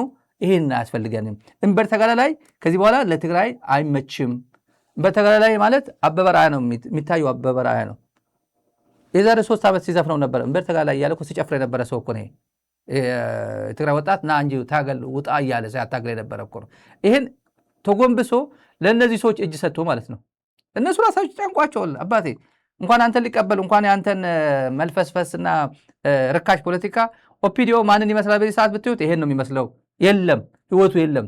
ምስቅልቅል ብሎታል። ምስቅልቅል ሰውየው በሄደበት ፕሮፓጋንዳ ይሰራል። ተመልከቱ ይሄ ሰው የሚሰራው አይሰማህም። የኦሮሞ ህዝብ የመሬት ጥያቄዎች ሙሉ ለሙሉ መልስ አላገኘም ይላል። ይሄ ሲመጣ ዋልታ ወዲያው አጠፋው። ታውቃላችሁ ይሄን ወዲያው አጠፋው። የኦሮሞ ህዝብ የመሬት ጥያቄ ሙሉ በሙሉ አልተመለሰም። የት አካባቢ ነው የቀረው?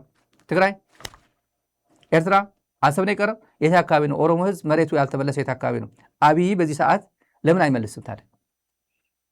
ወልቃይትማ አልሰጠህም የግሌ ነው ምናምን እያልክ እዚህ ጋር ወዲያው አጠፏት። በነገራችን ከፌስቡክ ጣረጓት ወጣች። ኦፒዲዮ እንደዛ እና ዋጋ የለህም። እነሱ አንደኛው ዝተቱ ሰውዬ ጋር እንዴት ዝተቱ ጋር ሳሞራ ማለት ነው። ሳሞራ ተጋሩን ሲያንቋሽሽ ቲፒኤልኤፍ የሚቃወም አንተ ለምን ቲፒኤልኤፍ ትቃወማለህ? ቲፒኤልኤፍ እኮ ቲፒኤልኤፍ ማለት ትግራይ ህዝብ ነው። ትግራይ ማለት ቲፒኤልኤፍ የለችም ማለት ህወሓት የለም ማለት የትግራይ ህዝብ የለም ማለት ነው። ተመልከቱ። ይሄ አናሎጂው የሰማይና ምድር የማይገናኝ ቲፒኤልኤፍ የለም ማለት የትግራይ ህዝብ የለም ማለት ነው። አንዳንድ ውጭ ሆኖ ቲፒኤልኤፍ የለም የሚሉ አሉ። ያኔ ይሄ ሰውዬ ማን ነው? ኢታማዦር ሹም ነው። እዚህ ጋር አሉ 4 ኮከብ አለው። ሲቪል ለብሶ ወጣቶችን እያሸማቀቀ ለውጥ እንፈልጋለን፣ ዲሞክራሲ እንፈልጋለን፣ ጉድ ጋቨርናንስ እንፈልጋለን የሚሉትን እያሸማቀቀ ማዕርጉን ይዙ። ከዛ በመጨረሻ ላይ ስልጣኑን 4 ኪሎ ያለው ሀብት ለመጠበቅ ብሎ ወደ ትግራይ መዝመት ፈለገ። ድንጋይ መወርወር ፈለገ። አይፈልግማ። እነዚህ ሰዎች ሲሸቅጡ የነበሩ ሰዎች ናቸው። የትግራይ ኮር ቫሊዩስ ራሳቸው የታገሉበትን ታግለው የመጡበትን ሳሞራ ሲባል ከኒማጅን አእምሯችን ላይ የሚፈጠረው ግዙፍ ካሪዝማ ያለው ወይ ነው። በብዙ ቦዲጋርድ የሚታጀብ አሁን ሰውዬው አሁን ለቅሶ ቤት ሲሄድ የሆነ ቦታ ላይ ይወሸቃል። ጫፍ ላይ ነው የሚወሸቀው። የሚያናግረው አንድ ሰው የለም። ለቅሶ ካቴድራል ስላሴ መጥቶ አንድ ሰው አጠገቡ ሳይቆም ሄደ። አንድ ሰው የቀብሩ ሰው አልነግራችሁም። በዛ ሰዓት የነብቀ አንድ ሰው አጠገቡ ሳይቀመጥ ብቻው እዛ ጋር ተለይት እንዲህ ብሎ ጨርሶ ሄደ። በዘራችሁ አድርስ ማለት እሱ ነው። እንዴት ተብሎ እና ትንሽ ይሄ ሰውዬ መስማት አለብን። ሕዚ ንዓይ ህወሓት ሓደ ሰባት እውን ህወሓት የላን ስለ ዝብሉ ስእሊ እግረ መንገዲ ክዛረብ ህወሓት ንዓይ መስመር እዩ። ህወሓት ንዓይ ህዝቢ ትግራይ እዩ። ኣለቀ ካልእ የብለ ህወሓት ሓደ ሰባት ሕዚ ኣብ ደገ ዝዛረብዎ ዘረባ ዝሰማዕኽዎ እዩ። ህወሓት እኮ የላን ገለመለ ዝብሉ ኣለዉ ሓደ ሰባት ግን ንዓይ ህወሓት ማለት መስመር፣ ህወሓት ማለት ህዝቢ ካልእ ይኩን። ህወሓት የላን እንተኢሉ ህዝቢ ትግራይ የለን ንዓይ ዝርደአኒ። ህወሓት የላን እንተኢሉ ህወሓት ኢህአደግ የለን እንተኢሉ መስመር የለን እዩ ዝብል ምናልባት ንሶም ዘየለዉ ከይኾኑ እቶም ህወሓት የላን ዝብሉ ዘለዉ ንሱ ይኸውን ዝኽእል ግን ህወሓት ማለት ሕዚ ንዓይ ከምዚ ገይሩ ዘምፃ ይውድብ ህዝቢ እዩ። ህወሓት ማለት ህዝቢ እዩ። በቃ ህወሓት ማለት ህዝብ ነው። ህወሓት የለች ማለት የትግራይ ህዝብ የለም ማለት ነው። ይሄ ሀገሪቱ ኤታማዦር ሹም የነበረ ነው። አሁን ግልጥልጥ ብሎ በቃ ሌላ ሰው ነው። ይሄ ከዚህ እንዴት ይወረዳል? ዋና ሰውዬ የዩናይትድ አረብ ኤምሬቱ ተቀላቢ ዘመልከቱ። ዝኾነ ይኹን ተቃዋሚ ዝኾነ ይኹን ነገር ክትክኦ ዘይኽእል ታሪክ ዝፈፀመ ውድብ እዩ። ኣብ ናይ ሕዚ መኸደ ኣብ ዝኾነ ይኹን ቦታ ከይድና ነቲ ህዝቢ ዝተኣኻኸ መንፈስ ናይ ህወሓት ኦርጋናይዝድ ሬዚስታንስ ናይ ምግባር መንፈስ እዩ ህዝቢ ኣኪብዎ። ንሕና ተስፋ ዝቆረፅናሉ ሰዓት ንሕና ፈቅዶ ዛናስ ፈቅዶ ዓዲ ትስጠብጠብ ዝብልናሉ ሰዓት ህዝቢ ኮንፊደንት ነይሩ። ውድብ ናሃለወተይ ንጠፍእን ዝብል ህዝቢ እቲ መንፈስ ንኣና እውን ጉልበት ኮይና ተቃሊስና። ህወሓት ናይ ቃልሲ ውድብ እዩ። ገስጋሳይ ውድብ እዩ። ብቢግዚኡ ዓርሱ እናሓደሰ ከከም ኩነታቱ ንባዕሉ እናቀየረ መሰረታዊ እምነታቱ ከይለቀቀ ህወሓት ተራማጅ ፖለቲካ ፓርቲ ነው። ተራማጅ ፖለቲካ ፓርቲ ነው። ህወሓትን የሚተካ በትግራይ ላይ በጣም አይገኝም። ጌታቸው ነው። ለምን አይተካም? ፖለቲካ ፓርቲ ነው። እንደዛ ነበር የሚል ፕሬዚደንት ሆኖ እኮ ነው። ፕሬዚደንት ሆኖ ህወሓት ምክትል ሊቀመንበር የትግራይ ፕሬዚደንት ሆኖ ብቸኛ የትግራይ ፕሬዚደንት ለብልጽግና እጁ የሰጠ ይሄ ሰውዬ ነው። በትግራይ ታሪክ ለወደፊቱ እንዳይደገም ተስፋ እናደርጋለን፣ እንጸልያለን፣ ደግሞ ዱዓ እናደርጋለን። እንደዛ ያላል ይሄ ሰውዬ። ይህን እንደዚህ ብሎ የሚያንቋሸው ቲፒኤልኤፍ እንደዚህ እኮ ነው። አሁን ሰባብሮ እንዲህ ባለበት አንደበቱ ሌላ ቋንቋ ነው የሚያወራው።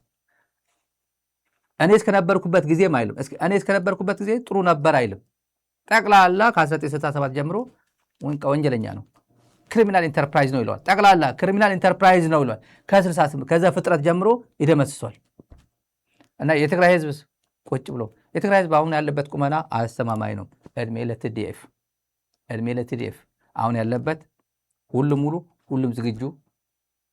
እንኳን ዛሬ ትላንትም 360 ተዘግተን 360 ዲግሪ ተዘግተን መውጫ ቀዳዳ አንድ ዳቦ ወደ ትግራይ አታልፍም እያለ ሲፎክርብን የነበረ የብልጽግና ኃይል እንኳን ትግራይ መስዋዕትነት ከፍሎ ማጆሪቲው ሰርቫይቭ አድርጎ ወጥቷል። እንኳን ዛሬ የአማራ ህዝብ፣ የአማራ ገበሬ፣ የአማራ ፋኖ፣ የአማራ ፖለቲከኛ፣ የአማራ ሚዲያ፣ ከሁሉም በላይ ደግሞ የአማራ ሚዲያ በአማራ አካባቢ እንሰራለን የሚሉ ይሄ አጭበርባሪ የደመቀ ዘውዱ ብልጽግና የሚቀልባቸው ቲክታክ ላይ ምናምን የተጠመዱት አይደለም። ይሄ ወልቃይት እርሻ እናርሳለን ብለው መሬት ሰጣቸዋለሁ ብለው የሚያሰራቸው እነሱ አይደለም። እነዚህ ልቅምቀሚዎችን ጠራርገን እናባረራቸዋለን በቅርቡ። መጨረሻ ላይ ከአሁኑ ጀምሮ ማንን የምንቃወሙ ከማን ጋር የምንጠጋው ማሰብ መቻል አለባቸው። ስንናገር እናደርገዋለን። እንደምናደርገው ስለምናውቅ ነው እዚህ የምንናገረው። ይህን ውላ ኃይል አለ። ከብልጽግና ጎን ተሰልፎ የነበረ በርካታ ኤሊት ነኝ የሚል አሁን ከትግራይ ጎን ነው፣ ከአማራ ህዝብ ጎን ነው፣ ከኦሮሞ ህዝብ ጎን ነው፣ ከኦላ ጎን ነው፣ ከፍትህ ኃይሎች ጎን ነው፣ ከኦጎግሞ ጎን ነው። ጥርጥር የለውም። አማራ ክልል እኔ አማራ በእውነት እንዳረጋ ከበደ የመሰለ መሪ የላችሁም እኮ አግኝታችሁ አታውቁም እያለ ሲቀልድባችሁ ታስታውሳላችሁ። ይሄ ሰውዬ ይሄ ዘመንም ነበር ተመልካቾች። ይሄ ዘመን ከኋላ ያለው አይ ቲንክ እንትን ላድርግላችሁ። በዚህ ጋር በእኔ ዘመን ነው የረጋ መንግስት ያላችሁ ብሎ የተናገረው አንደኛ ገዱ አንዳርጋቸው አምባቸውን፣ ተመስገን ጥሩነህን፣ አገኘሁ ተሻገርን፣ ይልቃል ከፋለን፣ ስድስተኛ ያለው ጥንቸሉ ነው። ስድስተኛ አካባቢ ያለው ጥንቸሉ እንዲህ ብሎ ሲያላግጥበት የነበረ በእኔ ዘመን ነው አማራ ክልል ተረጋግቶ እየኖረ ያለው ብሎ ሲጫወትበት ነበር ይሄን ክልል። አሁን ኖሞር እሱ ይስቅበታል፣ ይጫወትበታል። አይደለም አሁን ሁሉም ነክቷል።